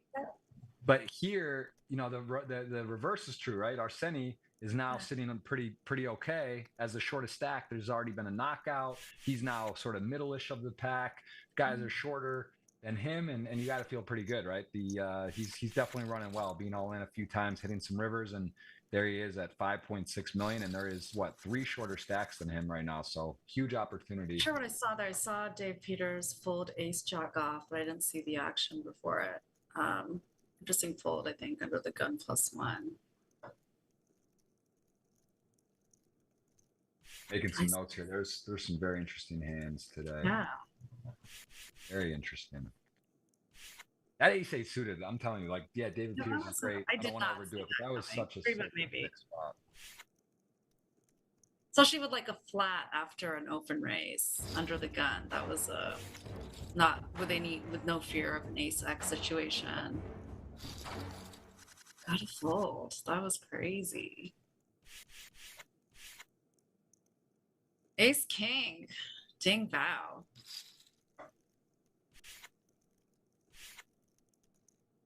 Yeah, Ding Bao, right place. He's going to be out next. I haven't been seeing a lot of moves from Savan. I see him probably putting it in pretty soon and probably being in a. Actually, he did. He won the pocket tens against Juan Dominguez there.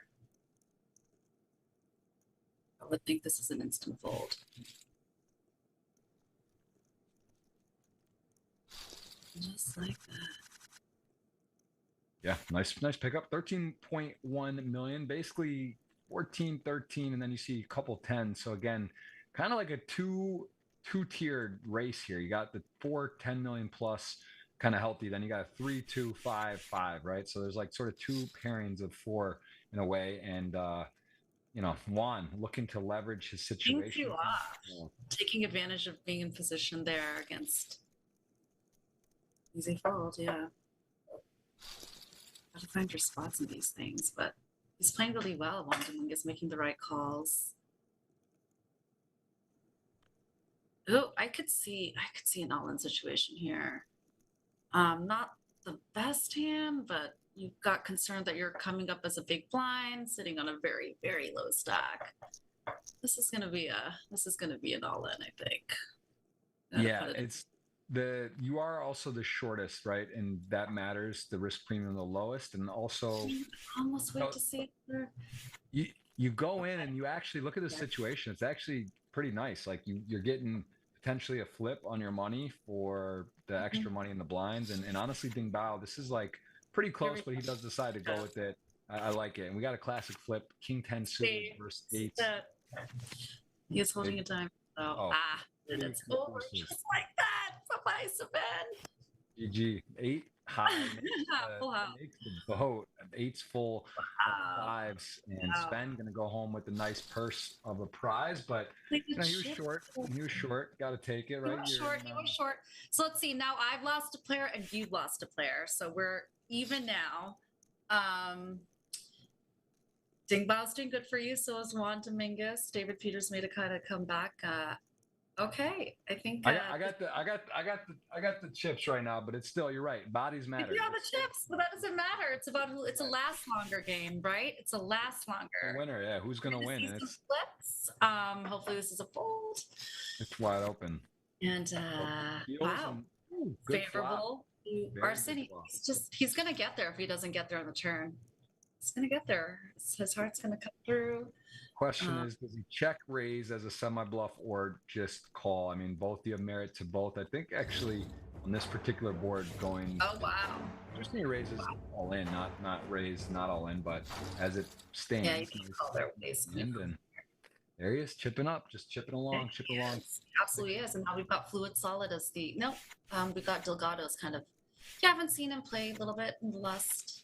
He's not getting the hands either, so you got to be. Ace 10 suited's a good one. All right, here we go, Robbie. Your time to shine.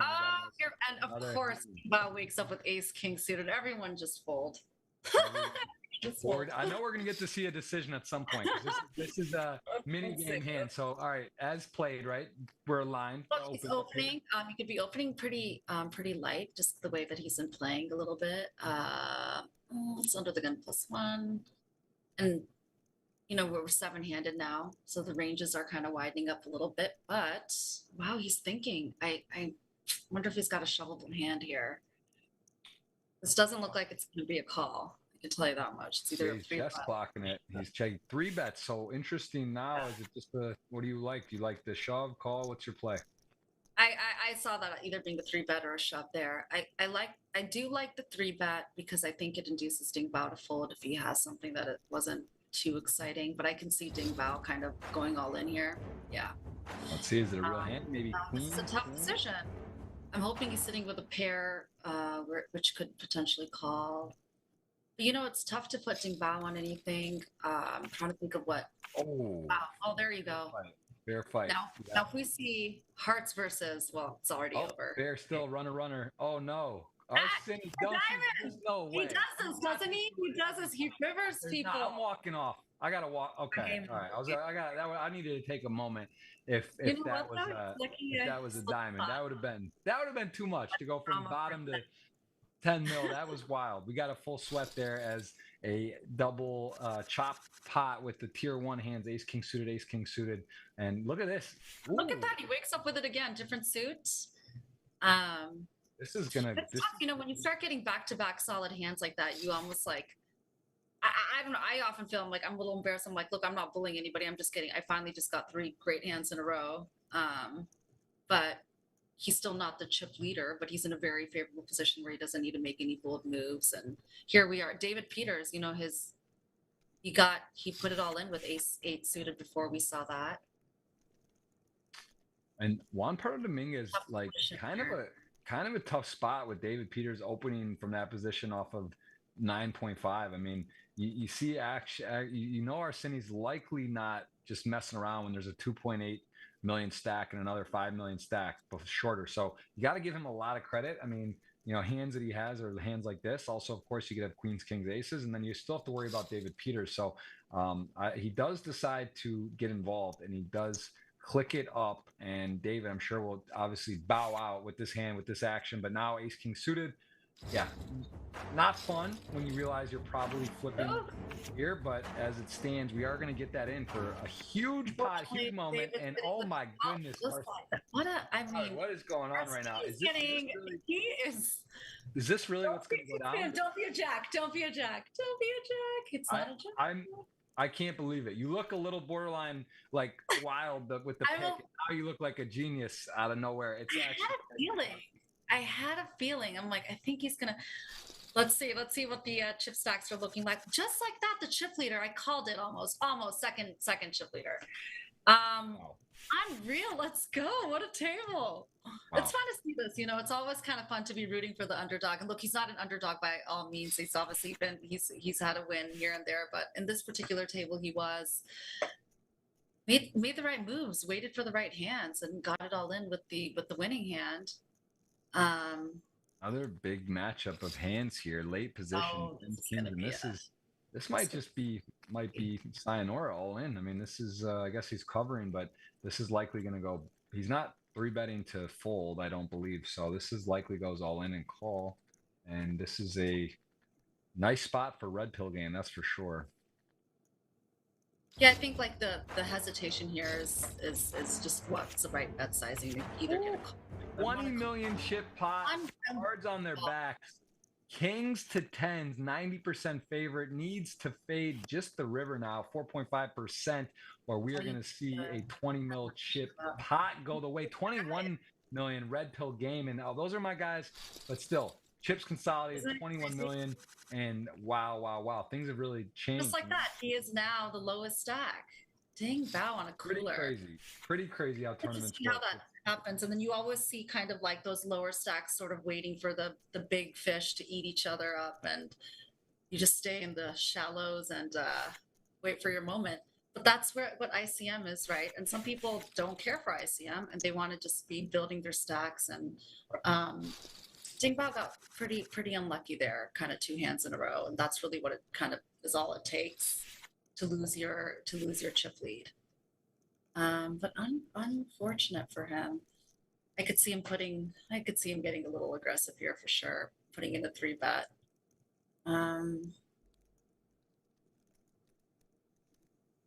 Yeah, pretty crazy hands. We've just seen a lot of action. As it stands, like we said, we lost no one for an hour, and then all of a sudden there's been a lot of all-ins. Blinds are up 150, 300, now 175, 350, and sevens in the muck. Ding Bao just going to sit this one out. Wow. Doesn't want to get involved. Ace-9. And look at your hand, Jack-10. It's not clubs, but it's suited. And David, not really a spot to be playing Jack-10 suited. You got a shove, short stack to your left. There's 2 players much shorter, 3 actually shorter than you, and yeah, pretty hand, but not the time to play that. And he will be able to get right back involved with Ace-9 suited on the button, as it will fold to David here.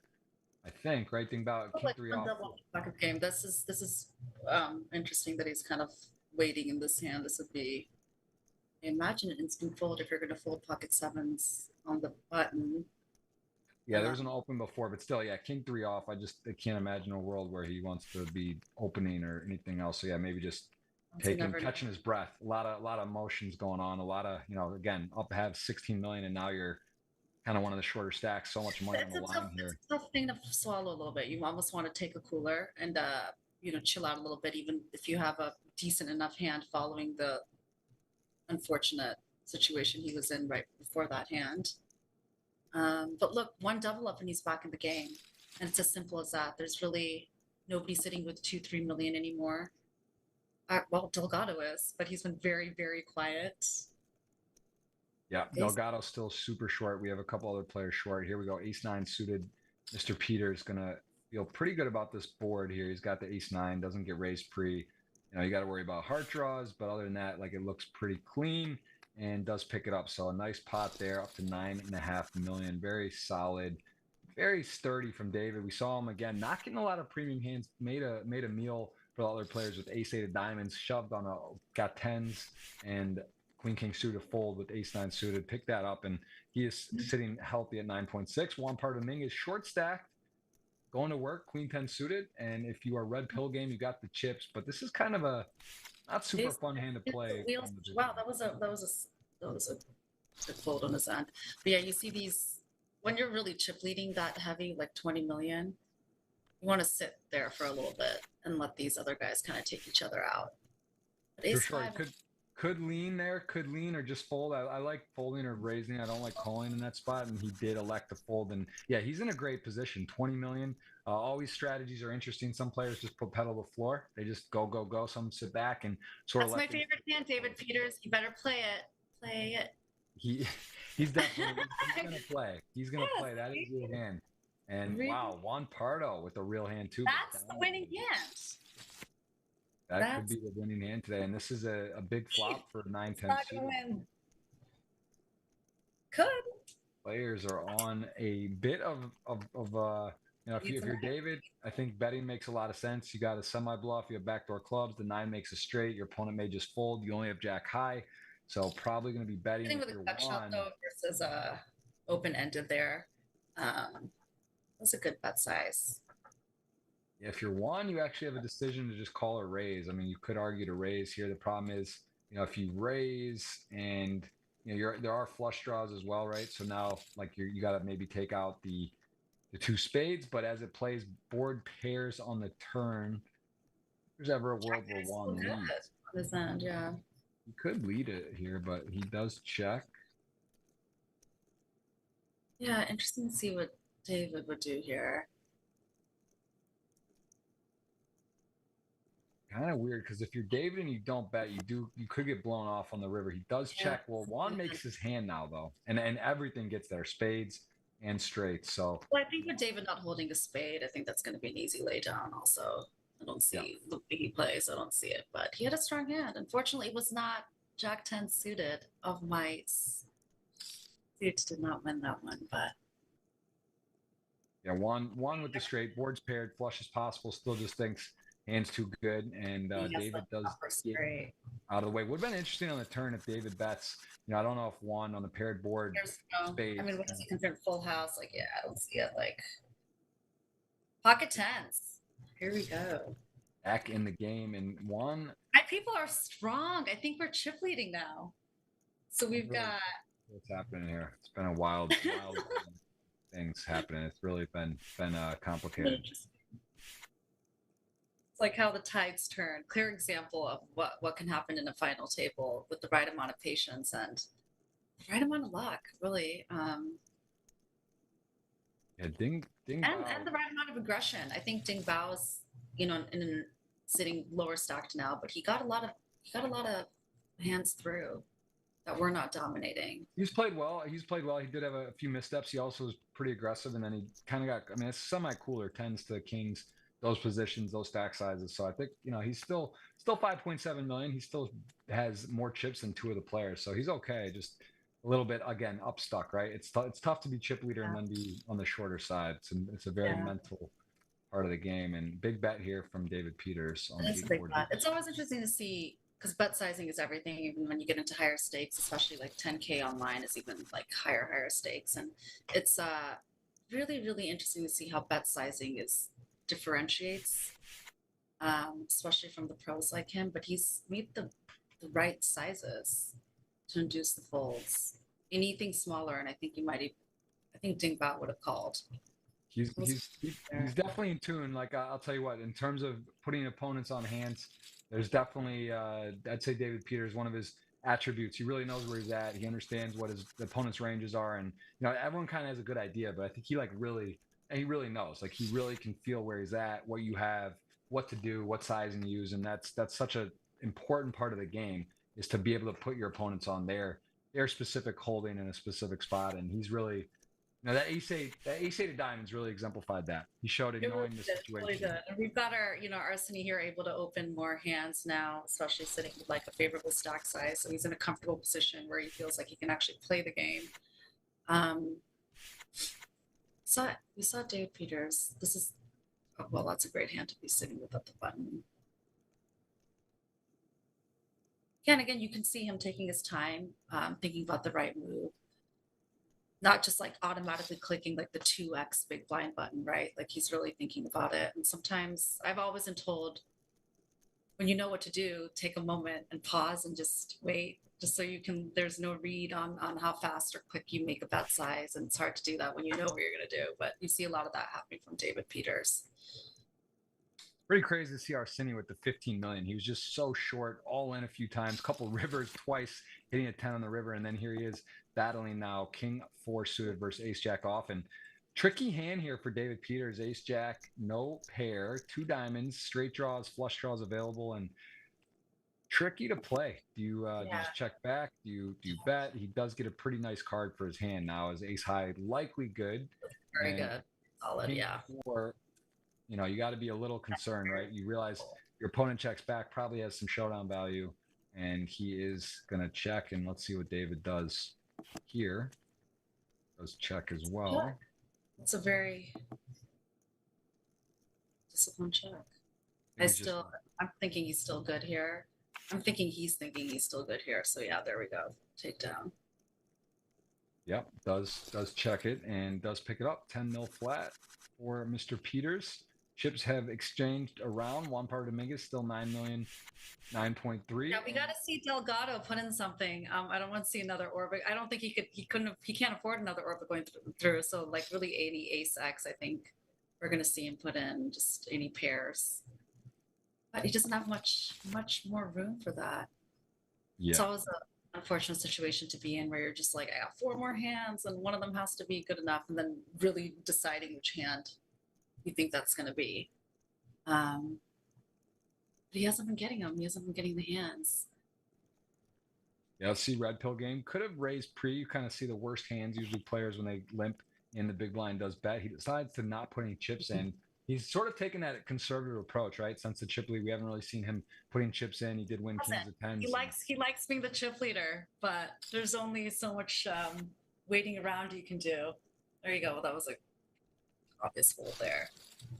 Nice bet. 10 high, gut shot, decides to bet big, does pick it up, and we're not getting them.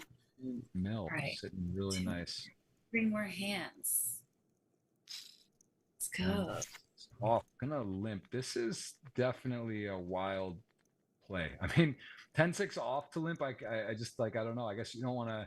I just would think fold, and now Fluidy's actually gonna get to shove on, and gonna fold. But I'm just like surprised on the limp with that particular hand. That is a very peculiar play. Would love to chat with him on that and understand what he was doing there. Robbi, any thoughts there? 10-6 off. That's your guy. He limped the button. No, oh my gosh, I'm feeling kind of king 4 off. What would you do here? You're sitting where Delgado's sitting, right? You know you've only got 2 more hands, and then you're in a really compromised position. But I've seen people play down to a single big blind and turn it around with the right moves. I mean, can he afford another orbit? Not really, but he could. If he just doesn't get any king 4 off, it's just an unfortunate situation. But yeah, I mean, I think 5. Well, David's not a mandatory open with 5s there because of the position and his stack. So I'm actually would have been curious if he folded. I think he still would have folded king 4 off. Obviously, with the open front, he's going to fold. But now Juan Pardo and David, probably your 2 most experienced players here, are going to play a board of 6-6-7, and David Peters still with the best hand on this flop. And curious again, does he go quarter pot, bet small? Does decide to check back? I think what I've noticed, like David Peters doing a lot of, is like kind of waiting to see how his opponents play, and then now you see him making moves that are very favorable to the opponent he's up against in that particular hand. So I think he's very attentive and, like you said, very in tune. And so you see him playing more hands. Well, there you go. That's a winning hand right there. You already had it, but here comes the boat, right? But yeah. And Juan may knowing that Juan's calling light with almost anything, but there's really no reason for Juan. He may go big here. Juan may make a big bet, yeah, just because like. Oh, look at that! That's crazy. That's exactly what you want. That's what you want, right? You're hoping he's holding a 6 maybe, and see, this would be interesting. Like I could see not a shove, but I don't see obviously not a call. I would see like it's gonna be fun to see what David does here, but this period of waiting is determining the right bet size. That's everything. You want the call. You don't want him to think instant Nicely fold. done. I mean, kind of a crazy river. Like, yeah, nice try, Juan. Good, nice try. I mean, the thing is, if it's like a 3, it's curious what David would do with the tough spot. I mean, there obviously makes a full house. Juan decides to take a stab. Nice play by David. Up to 12 million. Really in the hunt. Top 3 stacks, some really short stacks. Nicely played. David Peters. I mean, again, we know he's world class, right? I want to say very impressed by him, but we know that. We know coming in that he's gonna for sure. But I like David Peters. He's not gonna check raise something on the river with nothing, right? I mean, he's not gonna be making those absolutely wild moves where he's like bluffing with a move like that. So that was a easy fold. It was checked down. Juan's got jack high. He's not gonna come over the top there, and David did hit gin and got the max. So a bit of a unlucky one. Arseny opening here with 7-8 off. Let's see some. He's limping. He's limping. Oh, wow. Which is even wilder to me, but I guess sometimes you play you kind of start experimenting with yourself when you're kind of got a little chip lead. Yeah, I guess so. 7-8 off though. That's and a limp. He's going for limp, but I mean, maybe again, you want to scare them with like the old school limping with pocket aces, but that didn't work there. And here we go again. Ding Bao has pocket 7s again, but this time he's putting it in. I don't see him. I mean, there's something to that. Maybe go all in with pocket 7s. He's just, be interesting now when Arseny gets his big hands, when he does get jacked. Oh my gosh, poor Delgado sitting here on the big blind with the absolute worst hand possible. You don't want to believe it can actually happen. It's just so unfortunate. And I didn't even see what hand he had prior to this, but David Peters gonna shove. He's gonna get it through, and we're just gonna. There we go. Yeah. Well. Yeah, you never expect that. You're like, all right, I'll just go with any two in the big blind. Then you get this literally the worst hand you could have. Heads up, even 7 deuce in that spot, you'd have 7 high blind on blind. So 3 high, nothing you can do, and he is critically short. Yeah. Wow, so unfortunate. Sitting pocket nines, 10-9 suited. I see Delgado putting it all in. That's his hand there, but David Peters might 3-bet this hand, honestly, just because he might think that there's a chance, right? Like the guy's got like 1.5 blinds and his hand plays well, and like you might actually get a fold from fluid solid. This could be similar to the other time, right? He might 3-bet to 1.7 or 2 million, or even just like commit in. He calls, doesn't go all in. Doesn't 3-bet, but calls. And again, this is a tough situation for Delgado. I saw him putting it all in there, but it's luckily he just gets to sit and sweat this for a little bit, and it's not looking. I mean, 10. That's nice actually. That was a miracle flop. He's dominant. He's got 9s versus 10-9, and then the queen king. He's hit the 10. He's ahead right now. Has to fade a jack of 9, running diamonds. But what a miracle flop in the moment. And if you're David Peters, there is a small side pot. Do you want to start building a side pot? Do you want to bet small here and then maybe shove some turns or a diamond, or do you just check back? Very close. It's always yeah.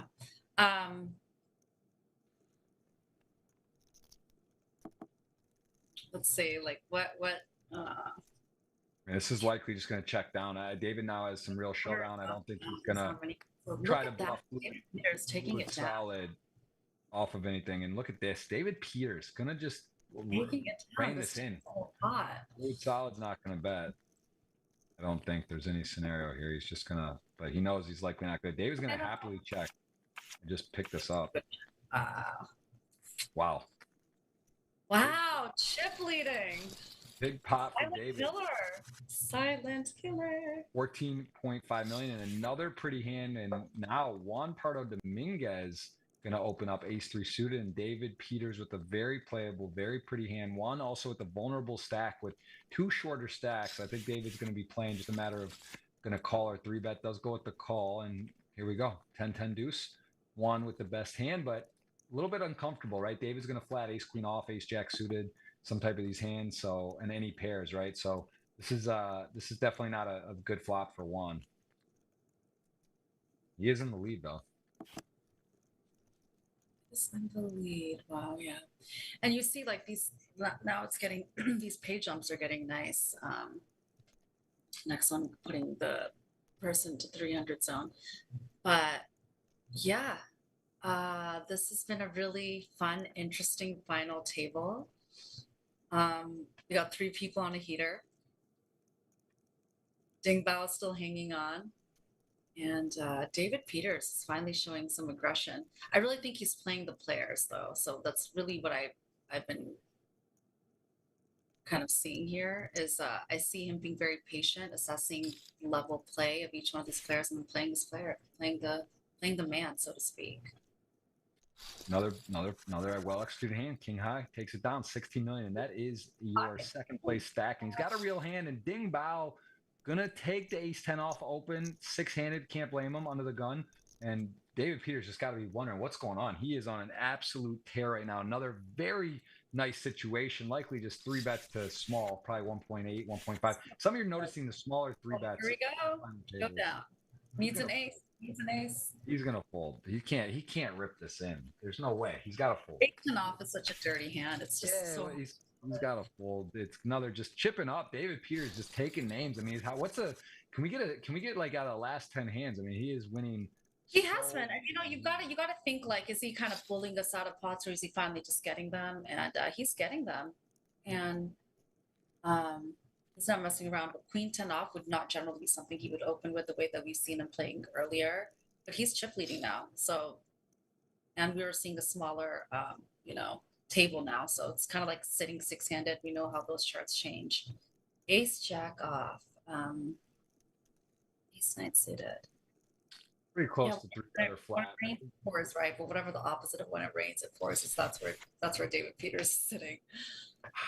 This is a high-tech squeeze too. I think I would have liked to see ace jack off 3-bet, not flat. Ace queen off, I'd probably flat, ace jack suited flat, and ace jack off, maybe turn it, see where you're at in 3-bet. But look, Arsenio knows what he's doing. He does flat. He gets now in this spot where you do open up some bluffs as well behind you, and that is what has happened as Red Pill Game, who's been very quiet, decides to perk up here with a modest hand and well played. I mean, that's like kind of what I was saying about to you earlier, Robbie, like the strategy to open light 3-bet tight or 3-bet tight open light, like that kind of logic, like where he appears solid or tight and now he makes a 3-bet move. So again, capitalizing on his image there, and really a nicely executed hand for him to be back to 21 million and clear control with a modest holding. And we are going to get to C5 here. This should just be all in and a call. Here we go, because this is a solid hand, and I see Fluid Solid definitely calling here. Oh yeah, this is in. Cards on their back. You see the results. Ding Bao on the right. Fluid Solid, your guy or my guy? This is my guy, Ding Bao, and I believe Fluid Solid is yours. I'm pretty sure. I think I'm gonna give it to you, and that is a ace on the turn. Ding Bao is gonna knock out Fluid. So either way, it's one double and out. Fluid Solid goes. I'm looking at the chips though. It's looking pretty even. You got Arseni and David. That's 28 million. I got the 20 plus 8, 20. I got a slight advantage, but it's pretty tight here. 3 and 2, relatively even stacks. Again, audience at home, $50 giveaway or $100 giveaway. Hit the thumbs up. I'll give you the keyword here in a bit, and we will be giving away $50 or $100 for that. We got the Twitter on Jeff Rose Poker pinned. You can retweet that and be eligible for 50, and then the hands up, which is still eligible for today. You can guess the winning hand. Gosh, what a flop for Ding Bao, but he's not going to get $1 from this. Does he have a check back? No. Small bet. Okay, fair enough, right? Your opponent's going to call you with king high, ace high, some back doors, and does go ahead and bet small, take it down. Ding Bao has had a roller coaster. He is finding himself still in, though, with 5 left and in 4th. So plenty of play left. Jumps are big. Money is. Let me hear from you, Jeff. Who do you think is going to go heads up? I mean, I think Red Pill and David Peters. I mean, David Peters playing so well. He's got a lot of chips. And Red Pill, though, with 21 million, I think it's hard to bet against him. So, yeah, I mean, I guess you could throw Arseni right in there. You're looking at the chip leader. Okay. No faith in the underdogs climbing.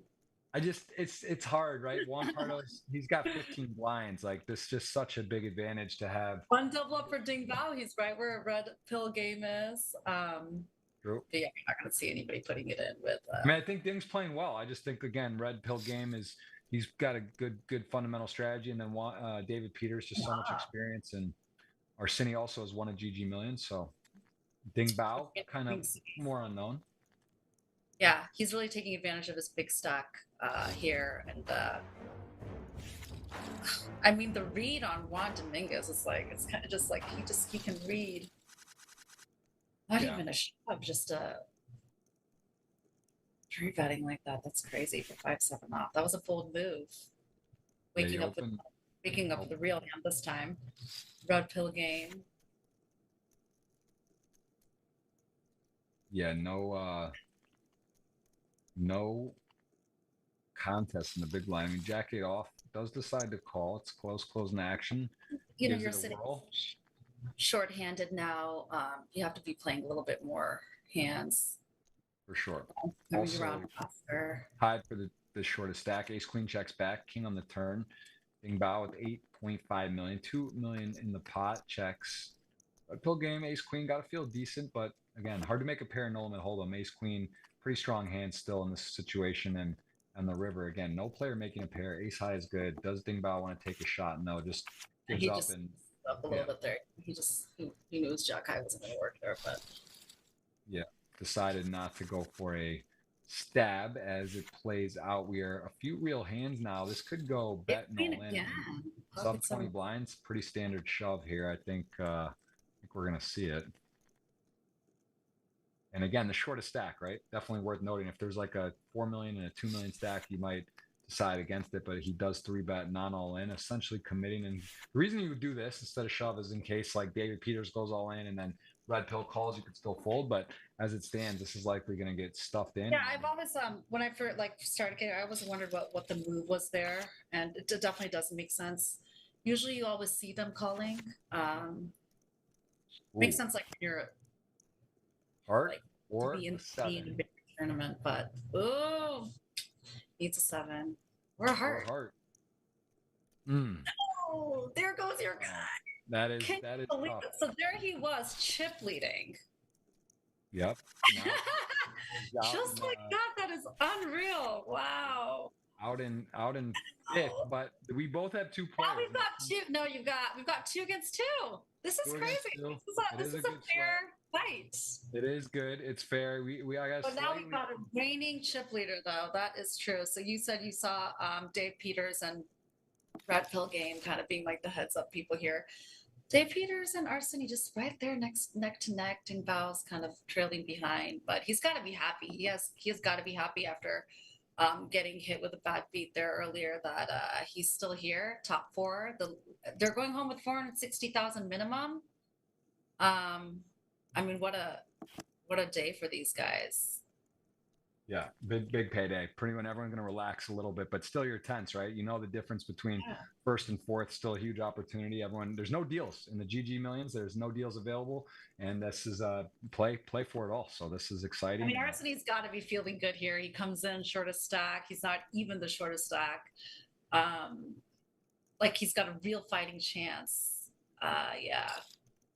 You know, sometimes you're like, I'm the shortest chip leader, whatever. But like, no, I mean, that is not how it always goes. So this has been a fun table. Started off slow, and now it's very unexpected what happened. But I was very interested in seeing how David Peters would play, and it's been very impressive. Well, here he is going to go ahead and make the wheel. Ace-3 just peels it, and now he has a decision to. All about bet size. How do you keep your opponent in? I don't see him staying in. There's nothing there, but again, we can see the cards. They can't. They can't. That's a big bet. Interesting to raise, though. I like it because he has the ace of clubs, right? If your opponent has some like queen X, or you unblock the pairs and you could have the flush draw. So I like raising, not trapping in that spot. He got a little unlucky. His opponent did not have a 2 pair or 1 pair even. He did have the 3 as well to go for a straight draw, except David was already home. But that's also the nuances of when to raise and when to not. What cards do you have? What cards don't you have? What is Pocket sevens have been liking Ding Bao on this table, which has been kind of interesting, and he's been playing them at the right times and folding them at the right times. Unfortunately, I don't think he's going to get too much value here. There's really nothing that would keep Red Pill Game. Even Red Pill Game, like, do you act a little? Do you widen your range and you kind of push these people out, or do you just kind of sit back a little bit and just play the hands that are more value based? Because you can lose a little and it wouldn't hurt. Yeah, I mean, Red Pill's got such a lead right now. He can definitely start getting active. At the same time, Ding Bao is the shortest, right? We talk about the risk premium, and he's got the most to not worry about going out right now. So like you kind of got to weigh it out. But I do like seeing Red Pill put some pressure, start opening wider.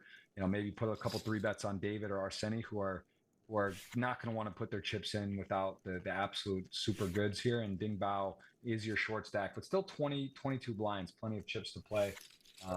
Appreciate all of you in the chat. It's nice to see everyone. We are going to get that $50 or $100 giveaway queued up soon. If you hit the thumbs up, you're enjoying the show, let us know where you're watching from. We'll add that keyword in for one of the giveaways today. As I said, $50 in a GG cash ticket or $100 in GG tournament ticket. So we'll have that at the end. That's $100 if one of my players win, $50 one of Robbi's players win, and I slight lead 2-2 right now, player-wise, a slight chip advantage, but a lot to play for and a huge payout on the line here. Feeling good about my people. Well, look, I definitely see David Peters being one of the final 2. It's just a matter of it's going to be against one of your guys or one of my guys. If it's you, it'd be over. If it's Arseny versus David, we got you chalking up. It's already in the bag. We're hoping. Then I'd have to root for Arseny because I called it from the beginning with the. That is impressive. I gotta say. I mean, I was thinking in my head. I gotta say, I was like, wow, this is such a crazy pick. Like, can't be good. But like somehow here you are, 4-handed with chips, 3 or 4. And the good luck onto the underdog. Yeah. The underdog win. Underdog story. It's happening. 31 million one time. I think we said one. So we will likely have a new winner, but maybe it's Arseny. Maybe he gets his second GG Million title. Definitely possible as a 3 of 4 stack with 4 left, and King 10 suited. Not going to get customer here, I don't think. David Peters just. And even for David Peters, this will be his first win on GG Millions, right? Obviously, he's in the U.S., so he doesn't get too much of an opportunity to play on it. But this would be a good one for him for sure. Another one to add on to the. Pretty crazy stat in this 2023 season. David Peters has played 10 times and he's cash 9. That is a 90% cash rate, which is like pretty mind blowing. I mean, not a huge sample, but pretty insane. You're saying he's played on the 10Ks? Like, so these have been running for a couple weeks, right? Yeah, this is 22 episode in season 2023. So he's played 10 of them and he's cashed 9 out of the 10. 9 times. Yeah. No, the wins we've got. One part of Dominguez has won once, and I think I said. So out of all of them, is this one of the bigger tables? Because we're looking at like a collective prize pool of what, 6.5 million. It's one of the bigger ones, the one to win. Definitely a bigger. This is a bigger GG Millions, and this is GG Millions week. That is one of the reasons why it's a special one, and of course, the World Series of Poker has begun on GGPoker as well, 33 bracelet events, and you have a chance to win one of those. So that's also why right now I think that the action's just kind of like everyone's, people are flying out of the country that are Americans that have set up accounts that are legit, that they go to play in, Canada or Mexico. Mexico, Canada, common spots for us Americans to obviously, we're still in the thick of summer. I mean, nearing the end. I just got back from, Mexico, where it's nice to be sitting over borders and getting into this and almost taking it down. This would be a good for David Peters to win. Will you play any bracelet events? Are you going to be able to get over and play some, you think, or no, for the GG? I think so. It's so tempting, right? It's absolutely tempting. Getting into like the whole online world, though, I mean, the level of patience is requires, it's so mathematical. You see the wizards coming out and dominating, but then you see players like David Peters. He's obviously been, killing it in the world of online as well as live play. But the ones that can do it both are the most impressive by far. But live players, some people just can't seem to get past like the live read situation. But yeah, this is a very like wizard heavy mathematical directive way of playing. Moves really fast and it's fun. But I do feel like it demands more attention than I feel like I can give it. Like I'm running around and doing it, and in live play you have to focus. So that's actually the challenging part of it for me. But it's so cool to have this at your fingertips, and suddenly like the world is your oyster because so many more players can play. Yeah, it's there's no doubt about it. It's live and online there's a lot of similar things, but there is also it's completely different in the same respect. So it's fun, and big purses, big prizes, great software, and a very, very fun to win a bracelet. Have the opportunity to do that. Yeah, online. It's all about the software. If you can put a game on your phone, I mean, I will often be playing online when I'm sitting in a live cash game. It's tricky, but once you kind of figure it out, it's fun. It's like, it feels good when you're like, I was sitting at the WPT and I was like cashing in on an online bracelet event, WSOP, while I'm like making day 2, and you're like, yes, my live play is matching my online play. So that always feels good. Feels like a double whammy when you're getting deep runs into. Yeah, just absolutely. Like that. It's at the river. This guy's just getting there, but look, he already had. He was in great shape. Red pill bet the double gutter, and honestly, the board changes now. This is definitely a spot to bluff. I love the check by Arseni, realizing he has no spades. He doesn't have a 7. There's a very good chance his opponent's bluffing. He actually had a sneaky hand. Wow. The 9, the 7 or the jack would have made a straight, but as played, Arseni's going to get the maximum here. I wonder if it's kind of put in a value bet here, or just kind of call it. Yeah, I guess it's like all in or full, or all in or call. So I guess it's very close. You lose to 7-9, 7-4. Not many hands you lose to. Knows the side he's got the best hand, and well played by Arseni. Going to be up to 14.5 million. Very nice pot. And Ding Bao just closely behind. This is an interesting table because 4-handed now, really anyone's game. All right, tweet one more time, guys. $50 giveaway on my Jeff Gross Poker Twitter. It is pinned. $50 up for grabs. We got the keyword coming in a second. That'll be a $50 or $100 giveaway, depending if you hit the thumbs up. And then stay tuned for the keyword. And then, of course, the hands up promo. It's hard, but someone's going to win. At some point, the jackpot progressive, every week it goes up by a certain amount until someone gets the exact hands, exact suits of the winning hand in the event. We're not eligible by just saying it out loud. You got to go, you got to hit the link and be in there. I know you said Jack 10 of clubs, and that would be pretty wild. I think the hand combinations, there's a lot of possibilities, but good luck to everyone. You said, what did you say? 8-4 hearts? Ace-4 diamonds. That's what I'm going with today. Yeah. Diamonds. Actually, I might. I haven't seen that. I haven't seen that even in a hand. I'm gonna click it and put it in. I'm gonna officially make us. It doesn't count if it doesn't put in. If I win, it would look kind of wild, but we'll I don't know. I'm not sure if they're gonna let me win that, but at least 4 diamonds. That's my pick. Anyway. Coming neck there. Okay, well.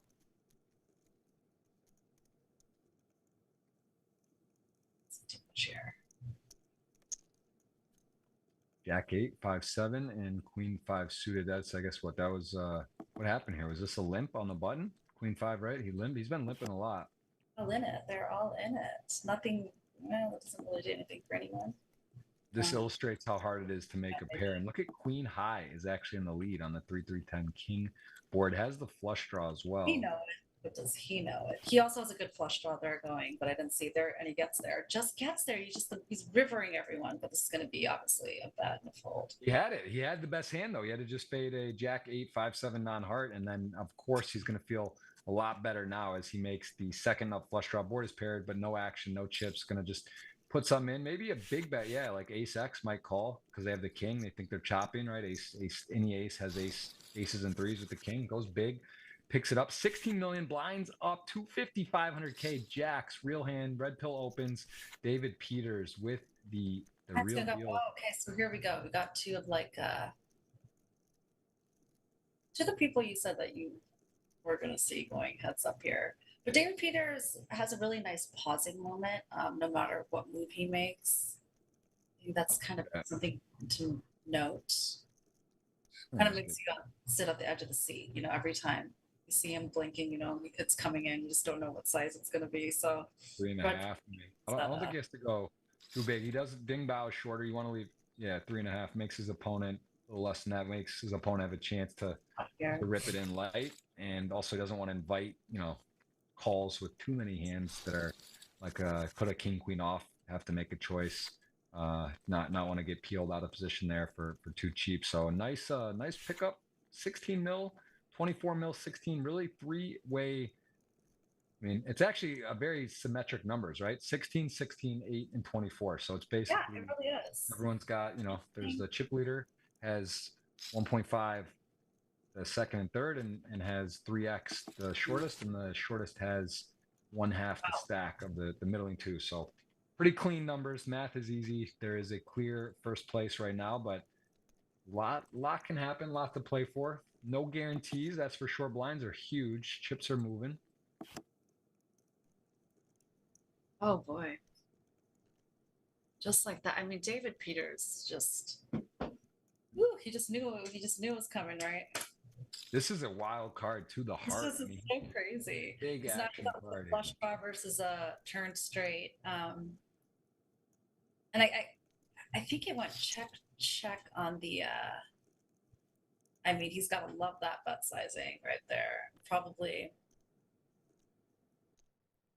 I'm a little surprised by the raise here with the hand with the redraw. Like, I mean, I guess you have a strong hand, but you don't want to get blown off. And this might be a big raise now. His opponent's raising. You have the nuts, and there's the draws, the hearts. Like, could have 2 pairs. I think he's gonna go big. I don't see a reason to just call here. I think he's gonna raise big. If you call, you just have to like raise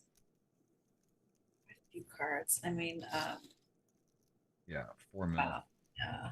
Wow, and this is really this all of a sudden stinks. All right, you got like a decent hand, and then you have a redraw, and now all of a sudden you're like kind of in your mind, you're probably just peeling. So crazy, yeah. I mean, you just high flush balls. Oh, geez, and didn't get there. Well, you know, I mean, this is an easy lay down now for Arseny, but Yeah, so you beat everything but 8-9, and not a very likely hand that yeah, you would that have was 8-9. really, really, really value that he got there on the turn. Really nice, because if the heart doesn't come on the river, then he just loses that. So yeah, you see, they always say that like the ones that really know what they're doing are really gaining a lot of value from their winning hands earlier on, and not waiting till the river to get it in. But pretty easy fold here.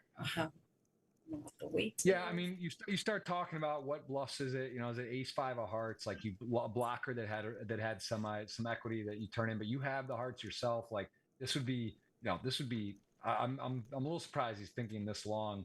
Even Maybe with like the same. he's thinking we be sitting with ace king of hearts or something, and he just kind of got it in there on the turn. I mean, there's a lot of things he does beat here that David Peters could be holding. I wouldn't put it for my tournament life to make this call. It would be Right. the Yeah, worst. I mean, the hands he has are ace five of hearts, ace six of hearts that would like semi bluff that have a blocker to the 5-6 that had some equity on the turn. But he's really giving a good think here. I would be pretty shocked if he does call, but I mean, you can see that the wheels are I spinning. mean, Great David players. Peters cannot be sweating here other than 8-9. I mean, you really just, which I You don't want to believe you're getting slow roll. Honestly, with so much money on the line, I don't think you have to worry about a slow roll, right? You just the outside chance your internet disconnected or something. This isn't a $200 freeze instant out where you call can have some at fun. 8-9. David This is Peters. worth. This hand is worth so much money. I mean, if like in terms of what's in the middle, if you were to call 30 Oh, million, let's go, Arseny. This is nice. So that was either going to be a knockout between one of my two people, or that was cool. That's nice. Pocket kings. That's what you get for making the right get nice move. lay down, You and get here we gifted. go. You Ding get Bao rewarded. stepped Pat- into it, steps right into it. This is wow. You have I think you have more chips. We're like dead even on chips now. This is crazy. And just like that, David Peters close to almost like being a chip leader with Red Pill game. And you did call it, Jeff, that you thought they were going to be heads up. I see that happening a little bit more now than ever, but I can see Arseny coming up closely behind. Ding Bao's got to find a hand soon. If I'm Ding Bao, I'm happy. I'm sitting on fourth after. Yeah, My stack. yeah. That was a very interesting raise by Arseny on the turn with the pair and the flush. I actually think that might be obviously again it's dependent on the hands, but a little bit of a mistake. Open yourself up to get raised. You have a nice hand that might be the best, plus a chance to improve, and you end up like opening the action back up and then getting some trouble there. But again, I think Arseny's made a lot of good decisions, and he finds himself. I've seen more passive play from Arseny that's worked out a little bit. Like limping, folding, and stuff, and it's interesting. People do play differently in a final table. And look, he's won one of these before, so he knows how. So Arsene's still with the winning hand there.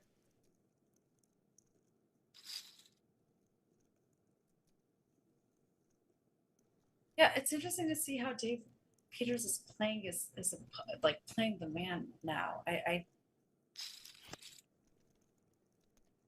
Oh wow, it's getting better and better for him, but yeah, a nice hand to check raise, right? You got the backdoor diamonds, backdoor straights. Like it's a tricky board for your opponent to have a 9 that opens there. So he's repping it, and this is one I'm likely going to see him follow through. I think you're going to see him bet again and then shove river on any river. And as it turns out, he does pick up equity, and a 7's good as well. But the opponent now, very tough spot for Arseny. 6s because you're thinking you might be on a flush draw. I mean, you don't have him on a 9.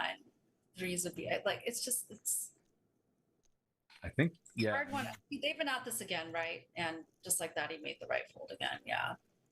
Well, I mean, he had 6s were in the lead. Tough spot there to hold on and call, and then have to probably call the river. But well done from David. And David's your chip leader, 25 million. Just sort of creeping around, doing his thing. Ding Bao, very short, king 10 suited, ace 8 of diamonds opens. If he shoves, this is going to be. Well, all these hands are kind of nice. They all look kind of pretty. Yeah, a lot of suited. Four-handed. And I think this is going to be just the snap call. It's good enough. And here we go. Ace 8 suited to king. Those are your two people going at it. three-handed. If ace-8 suited holds, oh, wow. To the river. Got to fade the king or the 10, or we are going to be down to 3. And that is a 3. And we are three-handed. And you are officially in the lead with chips, 34 million to 30. And we are three-handed. Look at that, though. Just like that red pill game is like now back to his original chip lead that he had a few hands ago. And look, Dick powered through. He was able to hold on as long as possible. Like I said, it's good to go out and forth when he took a few hits earlier. He cannot be too sad about that. But here we are, three-handed. Arseny with another, really still a chance to win another one of these. But I think we're going to see the heads-up battle. You called it, Jeff. I called Arseny working his way back up, but this heads-up battle is looking pretty. It's looking likely, but it's not over. And we have put in the giveaway. It's GGPoker space Robbi space. Insert your GGPoker username. If you don't have a GGPoker name or you're in a jurisdiction you can't play, you might have a friend that is able to gift it to him, give it to him, play, split it with them, whatever you want to do. But that is it. GGPoker space Robbi space your GGPoker username. That is for a $50 or $100 giveaway. If David Peters wins or Arseny, it's 50. If Red Pill Game wins, it's 100. That's what we said at the beginning of the show. Robbi's team versus my team. We got a dinner on the line as well. So here we go. We got a bet. And I think this will be, will he raise or just call? I guess he could definitely raise, right? They're like blocking the straights and everything. So but they both have the same hand. So, we're sitting here watching them battle it out. But you know what? It's always nice to see who takes it down. Wow. Yeah, he's going to shove and Arseny not leader right there. Not going to be able to fold, but doesn't love it. Yeah. I mean, I don't see a world three-handed short with the straight. Jack King, you lose to only. And you're betting. This would be quite a pickup for Red Pill Game if he can get his opponent to fold here. But yeah, that was a no-brainer. There's no way that's the near nuts there.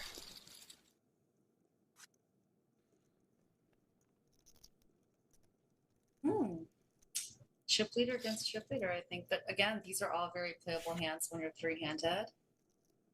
Nice fold there, actually. And King Jack versus Ace 3 suited. Big stacks, a lot of money on the line. 595, 770 is the next page jump. We're going to just see a call and go. Flop 2 pair. Just like David Peters, just flopping 2 pairs. But lucky there's an ace on the board that might back Red Pill Game up a little bit. Rainbow. Yeah, no way he can fold. Going to probably just be a pure call here. King Jack has a really bad situation would be a jack. That is the funny situation. Terrible card for oh my god. Wow. Oh, we're David now. See, now, I mean, look. Yeah, but at the same time, like he's able to check back some. He knows now his Ace 3 is irrelevant, right? Ace 5 beat him now. Ace Jack beats him. King X beats him, and he might even be able to get away depending on the sizing. Red Bill. This turn card. I mean, the river card might be. Look at that little value bet there. That's easy one to call just to see. Yep. Yeah, there's like a 10 Jack or 10 Queen that could have called and then blocker bets the river or something. I mean, you don't love it though. There's not a lot of good news in that spot, but as it stands, Red Pill Game has taken the lead, and we are about as even as you can be. 34 million to 30 million in chips between our wager. The audience is sweating the $50 or $100 giveaway. It's 100 for Red Pill Game, 50 if one of the other players win. Hands up. Promo still good until it goes to heads up. You guys can join that, and the Twitter is still live as well. $50 giveaway available on my Twitter, Jeff Gross Poker pinned, and we have already 60 people eligible for that. Good luck to everyone. 3 giveaways, lot to play for, and of course a lot to play for these players. And Robbi, do you enjoy tournaments more or cash games now? I know you've been playing. I've been getting this question so much, and it's so difficult for me to. It's like when I'm playing cash, I love the instant gratification. When I'm playing tournaments, I have so much respect. I'm not going to say there's some just a higher level of respect I have for tournament play because it does demand the type of patience that we've been seeing David Peters do. I think it's really difficult for players to kind of sit there and just wait for the right hands and don't really have the stamina to sit there and really evaluate their players. You see, these names repeating themselves at final tables. And like you said, he's already had 9 cashes here in GG Millions, and there's a reason for that. So when I look at tournament play, like what we've been, what I've been visualizing at this table alone, I had like I want to be a part of that. I want to get better. You want to get better. You want to be in the tournament grind. And there is some exhilarating feeling to get a really deep run with that type of tactic that you have in place. So I'm not a little bit of a higher respect for tournament players because of the level of patience and drive it takes and the dedication to stick it through. But I mean, the gratification of cash play when you get like a big hit in a tournament, and you put in a lot of buy-ins like the WSOP. You're hoping to get back in the cash world and kind of make that money back. So I love them both. I play almost every other day here in LA, 4 times a week, private cash games. But I'm always waiting for that next big tournament. But I've been cutting it down, and I'm only going to be going to like the major WPT, WSOPs, a couple of the circuits. Of course, there's also a good one near you, Jeff, down by Seminole, which WPT tends hosts. So yeah, I have my little favorites around the nation, and I plan on going over borders starting next year. Bahamas, I guess is technically, I was actually at the WPT's Bahamas, believe it or not. So I love playing when the fields are massive, and it's fun. It's fun to. I love tournaments. I love cash. I mean, it's always the same answer. I would really have to say 50-50. Yeah, it's just completely different. I mean, they're so fun. You said like cash games are great, but it's nice when you can put in a small amount to win a huge amount. There's something different, right? Getting chips deep in a tournament, whether it's online or live, it's just like it's fun to know everyone started with the same situation, and you kind of see how it pans out. It's something cool about that. There is something cool about that. Like the chip value being different, and also like once you can't do a rebuy, everyone's in the same level playing field. Really get a fighting chance to turn it around. Sure. And we've been seeing some good stuff happening at this final table, and exciting, like no one can just like double up their stack, add chips.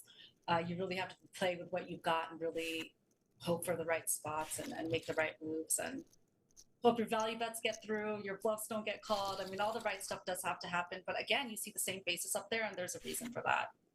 I always say that. Yeah, it's true. It's very true. And here we go. Arsini, the shortest stack for a long period now. 3-handed, locked up 595. Quite a day for him. Robbi had a picked the small stack from the start. Had a feeling, and she's still, again, no matter what happens, it's impressive. And he's definitely vying well for your team here as we try to get that giveaway. $50 or $100 of hands up still available as well. And we are seeing Jack 10, King 9, chip leader going to go ahead and bet. Jack 10, not quite Jack 10 suited, but close. Yeah. Club got the club in there.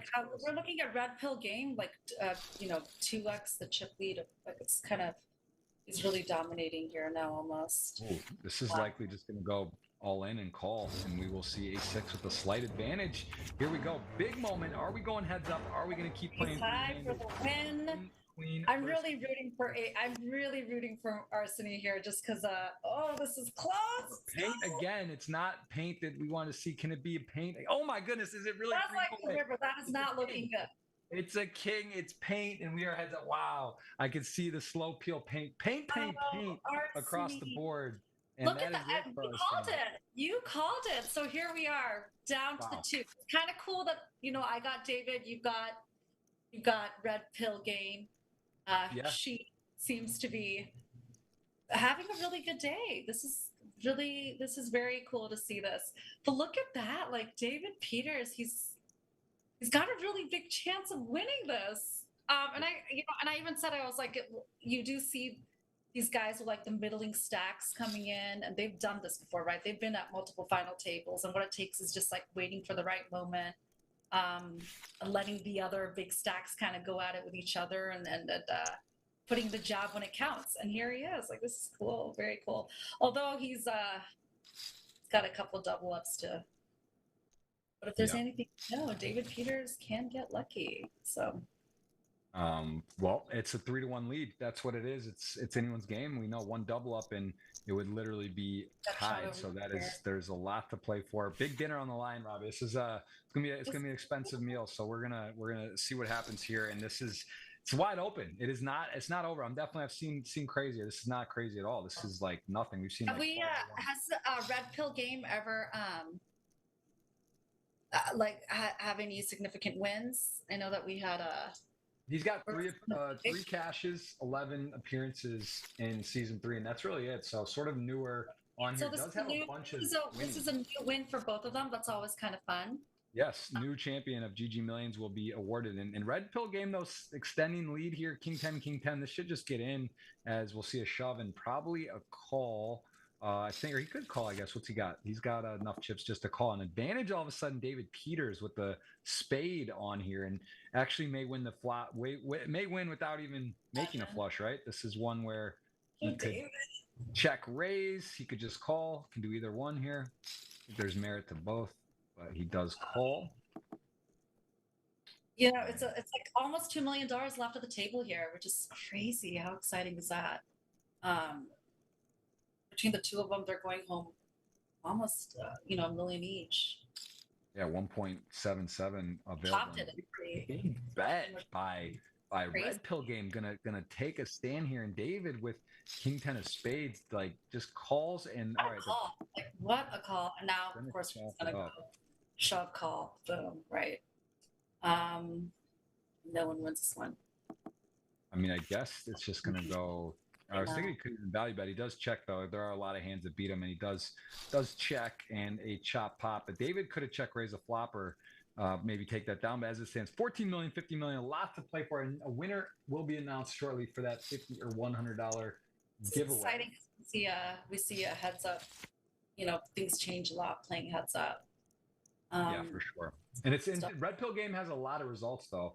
Looking at his GG result, total winnings at 6.2 million. So although not much in Super Millions, the now GG Millions winnings, he's a very confident player, right? It's not just like he's off the street and never played before. He's not off the street.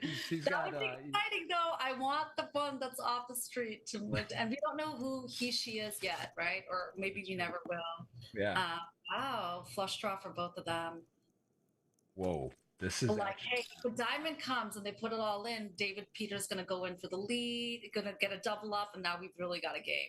This is crazy to think that. Imagine you are heads up, flush over flush comes, and 6 high is the good flush. But that would be what would happen. Although the board pairs and now really things slow down a little bit. But 5 deuce actually still. I mean, you got one of the worst hands you could have, and you have a semi bluff hand. You probably want to keep betting here, right? That's. I would imagine, especially with the significant chip lead like that. Yeah, I'm gonna probably put a big. It does go big, and even now with the 6 high flush draw paired board out of position, less attracted to continue on. So huge swing there, Red Pill Game. If a diamond comes, you're right. It would have been a double up for David. Instead, it is a bet. I'm so eager to like rabbit hunt right there and just click it and see what it would have been. Not that it matters. I'm just so yeah, that's a fun feature. That is a fun. You can do that when you're playing on GG. You can rabbit hunt like that. Yeah. Have you seen the Club GG promo has you as your hand? Have you seen that? They rock that. They rock that on there. I love Club GG honestly, and I love GG as a whole. Like you said, this is like one of the best platforms to be playing on. We do have quite a few options here in the US, like ACR and everything, but like it's everything you play on the phone too. Yeah, I mean, it's just such big purses that the money. Oh, this is going to get in. I think it'll be raise, shove, or definitely a call, but could just rip it in with the A7 off. I mean, thinking that he's going to get worse hands to fold. It doesn't play great after. And here we go. David Peters, a favorite. Right back in it. Oh, man, here we go. 9s to A7. Clean flop, 82%. 93% going to the river. Are we really going to see a battle here? Wow. Yes. Wow, the nine, just in case. There it is. 10. Like, didn't even need it. Look at that. See, now we've got a real game going. This is crazy. 7 and like, this is nuts. This is cool. Very cool. Wow. I mean, this is a fun final table with a prize pool situation this big. I mean, I had a feeling I saw David Peters' name on there, and I was like, this is gonna be a fun one to see. Yeah. There we go. We got ace, queen, jack, 5, and David Peters, a whole new ball game. Ace, queen off, has the best hand, and we are literally almost tied. I mean, this is you can't get much more bang for the buck on the wager. And the audience at home, $50 or $100 on the line, as we're going to see Red Pill Game pick that up, but very tight. I mean, this is anyone's game. This is wide open here. 36 million, 27 million, and we are. We are right in it. J4 suited. There it is. J4 on the button. Gonna open it. Ooh. I mean, what a flop. Action. Over. Flush draw. Mid pair. Hard to make a pair and hold them. This could be a good sized pot as well. There's some dangerous cards. 9 of diamonds comes to mind. That would be the painful one. 10 of diamonds also would be a potentially like game over, or, all in. And here, 2.1 million. Does call 4, picks up a pair. Few extra outs, 9, 10, 7 million in the pot. Does David Peters now with a little showdown? Does he check? Does he keep betting? 23 million. And his stack, 24 million, 34 million. Definitely options available. Checks and hits. I mean, it's crazy. His rivers are just, wow, and you just can't put him on a hand like that. But ace didn't really, you can't really, this is not going to be a check. Oh no, he is firing. What kind of value size bet he makes here that induces a call from Red Pill. But you got to be feeling a little sick, like Red Pill, like he really had the chip lead. Still does. It's a nice size bet. I like the bet because you have diamonds in your hand, right? So like your opponent, if he has an ace, probably can't fold. If he has a 10, he could hero call you. The jack is kind of an innocuous card. You really shouldn't have many jacks. So it does look bluffy to me. I mean, I think it's good to go big. And nice fold though. Red Pill Game not gonna pay it off, but we are literally tied. 30 million playing for the GGMillion title in GGMillions week. I mean, this is as tight as it gets at home, and we're playing for a lot of money. How did Jack 4 on these flops here? A little bit. It is. Maybe I'm like overseeing it. It's so crazy. It is. I swear to you, this is a true story. I'm not just saying this. My favorite hand when I played poker for the first year was Jack 4 suited. For like whatever reason, I would always make flushes, boats. Didn't matter. I just like before I knew about the suited anything. I just liked it. I don't know, but it was actually that specific hand. True story. So I see here this is another favorable spot for open-ended for David Peters. He's gonna win this hand. He's got the heart. He's got the position. He's going big. That's it. Takes it down, and we are literally tied. I think this is like not going to get much closer. Ace 4 suited, but not your. Oh wow, this one might like Now, if that was ace 4 of diamonds, we could see maybe something happening. But he's got a wheel situation there. Ace jack suited always looks so pretty. Gonna 3-bet here. Heads up, such a strong hand. He's gonna put it upstairs. And I mean, they are neck and neck. This is now officially anyone's game. Yeah, I mean, you could think this is a good hand to 4-bet. You also just call when you're in position. I'm wondering, call might be the best bet here too. Big 3-bet. He does call, and it is to the flop. Ace jack suited has the backdoor flush draw, and ace jack high with a gut shot is in miles ahead. Tricky board though, right? If you got ace jack, you get called. King of 10, spades, jack queen. There's hands there you got to be worried about, and he does just check it over. And if you're Red Pill Game, you don't love this, right? You realize part of the equity in calling is you could bluff off a mid pair at certain points. So maybe you've got to start taking some shells here, but not a great board for you. Definitely a close spot. He does elect to get aggressive. Not too aggressive. That's it. I mean, this is David Peters. I can't imagine the world ever where he's check folding. So he does call king pairs on the turn. A little bit stronger for David probably for his hand. He thinks, the king 10 deuce, you have ace jack still. You do beat hands. You beat the jack queen. You beat a lot of spade draws. Ace queen would have re-raised you. So that's out the door. Now you're basically at like jack queen, some suited aces, mid pairs. You are losing too, but maybe the mid pairs would just rip it in, right? So it's kind of a close spot, right? You realize you're probably doing fairly well. And that is a tough one to call, though. That is maybe not callable. I like that. I like this bet from Red Pill Game. Kind of in positions. He's sort of repping a king, maybe. Would be interesting to see what Dave Peters does here.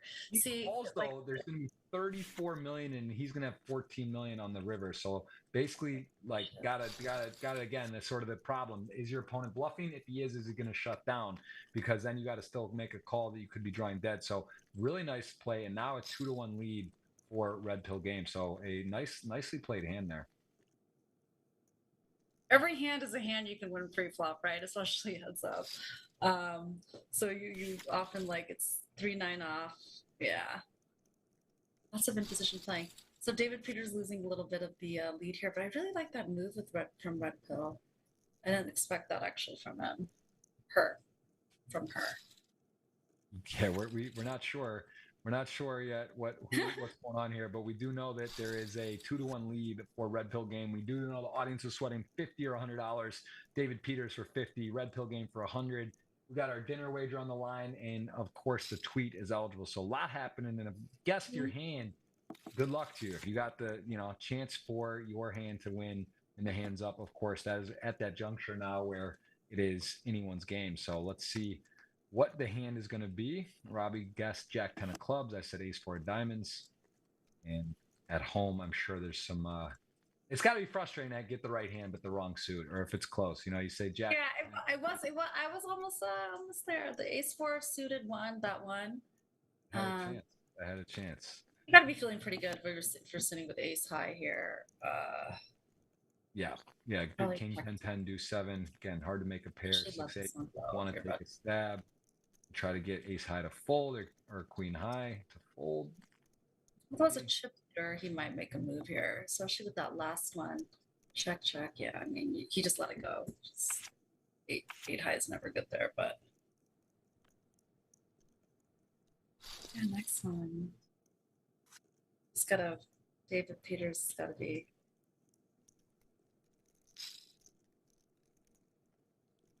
Five, 2, 3. I mean, like Red Pill Game thinks he or she belongs here, like it deserves a swing. David Peters is just like, I'm so close. David Peters been here so many times for $1 million prizes live online. This is again $10K to win $1 million is pretty spectacular. A pretty minimal difference between first and second. It's really just the title that would change this. You're right. The difference isn't a lot, but at the same token, most of the super millions are like 250 or 270 to first. So it's like basically like winning an extra super million. This is pretty much like winning a few final tables if you really look at it. So this was a really big one, and here they are. Kings, queen 6 suited. This is Kings, queen 6 suited. Ooh, I could see this one getting dirty. This is going to be a peel from David with his hand and heads up, and this is going to be potentially some disastrous flops. That is the one. This isn't top pair. That is unfortunate. Scores, but King's in an absolutely amazing spot and can definitely bet. Runner. I mean, like it's not gonna. Yeah, even then he's. Yeah, he needs a 6, a queen, running diamonds. I mean, he's got the back doors as well, but yeah, King's in a massive spot and goes big. I like it with this board. Queen high, lot going on, decides to bet big and really is going to handcuff David here. I don't really see a path out. Like, how can he just fold? Fold. Oh my gosh. I mean, this might slow it down a little bit. With a big enough bet size from Red Pill, could see maybe holding ace king, not pocket kings. You never put anybody on like a really solid high pair when you're heads up, right? Just don't think. I mean, the king X just comes, you flat with the queen. I don't think you can just give it up. I mean, at the same time, as you're all in, basically, you call. It's like for all your chips. You're drawing dead. You don't know it. I just don't know. Can he get away here? I could see David waiting for a better spot here. Just because I mean, what's he hoping for? Like the river to show? He's lost his flush draw options. Yeah, this is definitely not a great turn, of course, for him. But then at the same time, like, does he just get to have a king in his hand? Does he have, what king does he have? But I don't know. I mean, David, I think is thinking, is his opponent going to bluff in this spot or not? Like, what does he do with ace jack or ace 10? Does he continue to put pressure? The queen, looks scary. Oh, this is it. That is. Oh my gosh! It's over. Man. There's Uh, nothing. There's that is nothing. the winner right there. Oh, no, you know what? And that river card would have put them all in anyways. River. Oh my goodness. Well, we just gave away on the side the winner, and there it is. Red Pill Game is Millions Week. What? Well played. And look, he deserved it. He had the chip lead for quite a bit. Wow. Exciting finish. The king needed it. The 6 paired up would have made 2 pair. David Peters again needs no introduction. Great showing. Took second. We made the pick from our sending from the shortest. Battled was at one point, I think, chip leader, finished in third. You unfortunately lost the dinner bet. The audience $100 giveaway has been given. The tweet is live for 50. Yep. And Robbi, we really appreciate the time for you taking this away. This was fun. Yeah. I'm glad that like some of the underdogs creeped their way up and got a little bit more in their pocket than I think we had anticipated to start with. You win, so well deserved. But look, Dave Peters played a really good game too, so it was really fun to see a very notable name up there and a new person to win the whole thing. What a score! But they're both close to millionaires coming out of this final table, and it was really fun to do this with you. Thanks for having me. I appreciate it. I appreciate you do owe a dinner. I'm gonna call you at that at a future stop. The audience had an amazing time. I appreciate your time. I'd love to have you on my podcast coming up, and I hope people at home, where can they follow you though? Where do they get to sweat along with you in your poker journey and other? You know, I'm on Twitter. I'm gonna be heavily. You'll see a lot more posts coming. I took a little bit of a break after WSOP. I was posting a lot of videos, kind of sharing my life there, and I've been doing a lot since then, so I will catch up on that, and thinking about starting a YouTube channel as well, but we'll see. Right now, follow me on my social media, Twitter and Instagram, and I am going nowhere. I am right here. You'll be seeing a lot more of me. So awesome. Again, appreciate the supporters, and thanks for having me on, Jeff. This is a good time, and congratulations, Red Pill Game, and Dave Peters as well. What a table. Amazing. Well said. You summed it up. Amazing show, amazing players, amazing prizes, and of course always a special guest as we had Robbi this week on. We will be back next week. I'll be in Korea. It's going to be late, but I'll be with you. We'll have a very special guest as well. That'll be fun. It'll be like a 4 a.m. stream for me till 6 in the morning, but hey, it's all good. It's fun. It's part of it. And the team, who does an amazing job in Korea, they're here. They're up every week with us late at night, so I'll be in there right with them, and maybe go to the offices and do it from there in person. But appreciate it again for the time. Thank you, everyone. We'll see you next week, and please give Robbi a follow on the socials. Thank you, everyone. Guys, bye. Enjoy your trip. Thank you.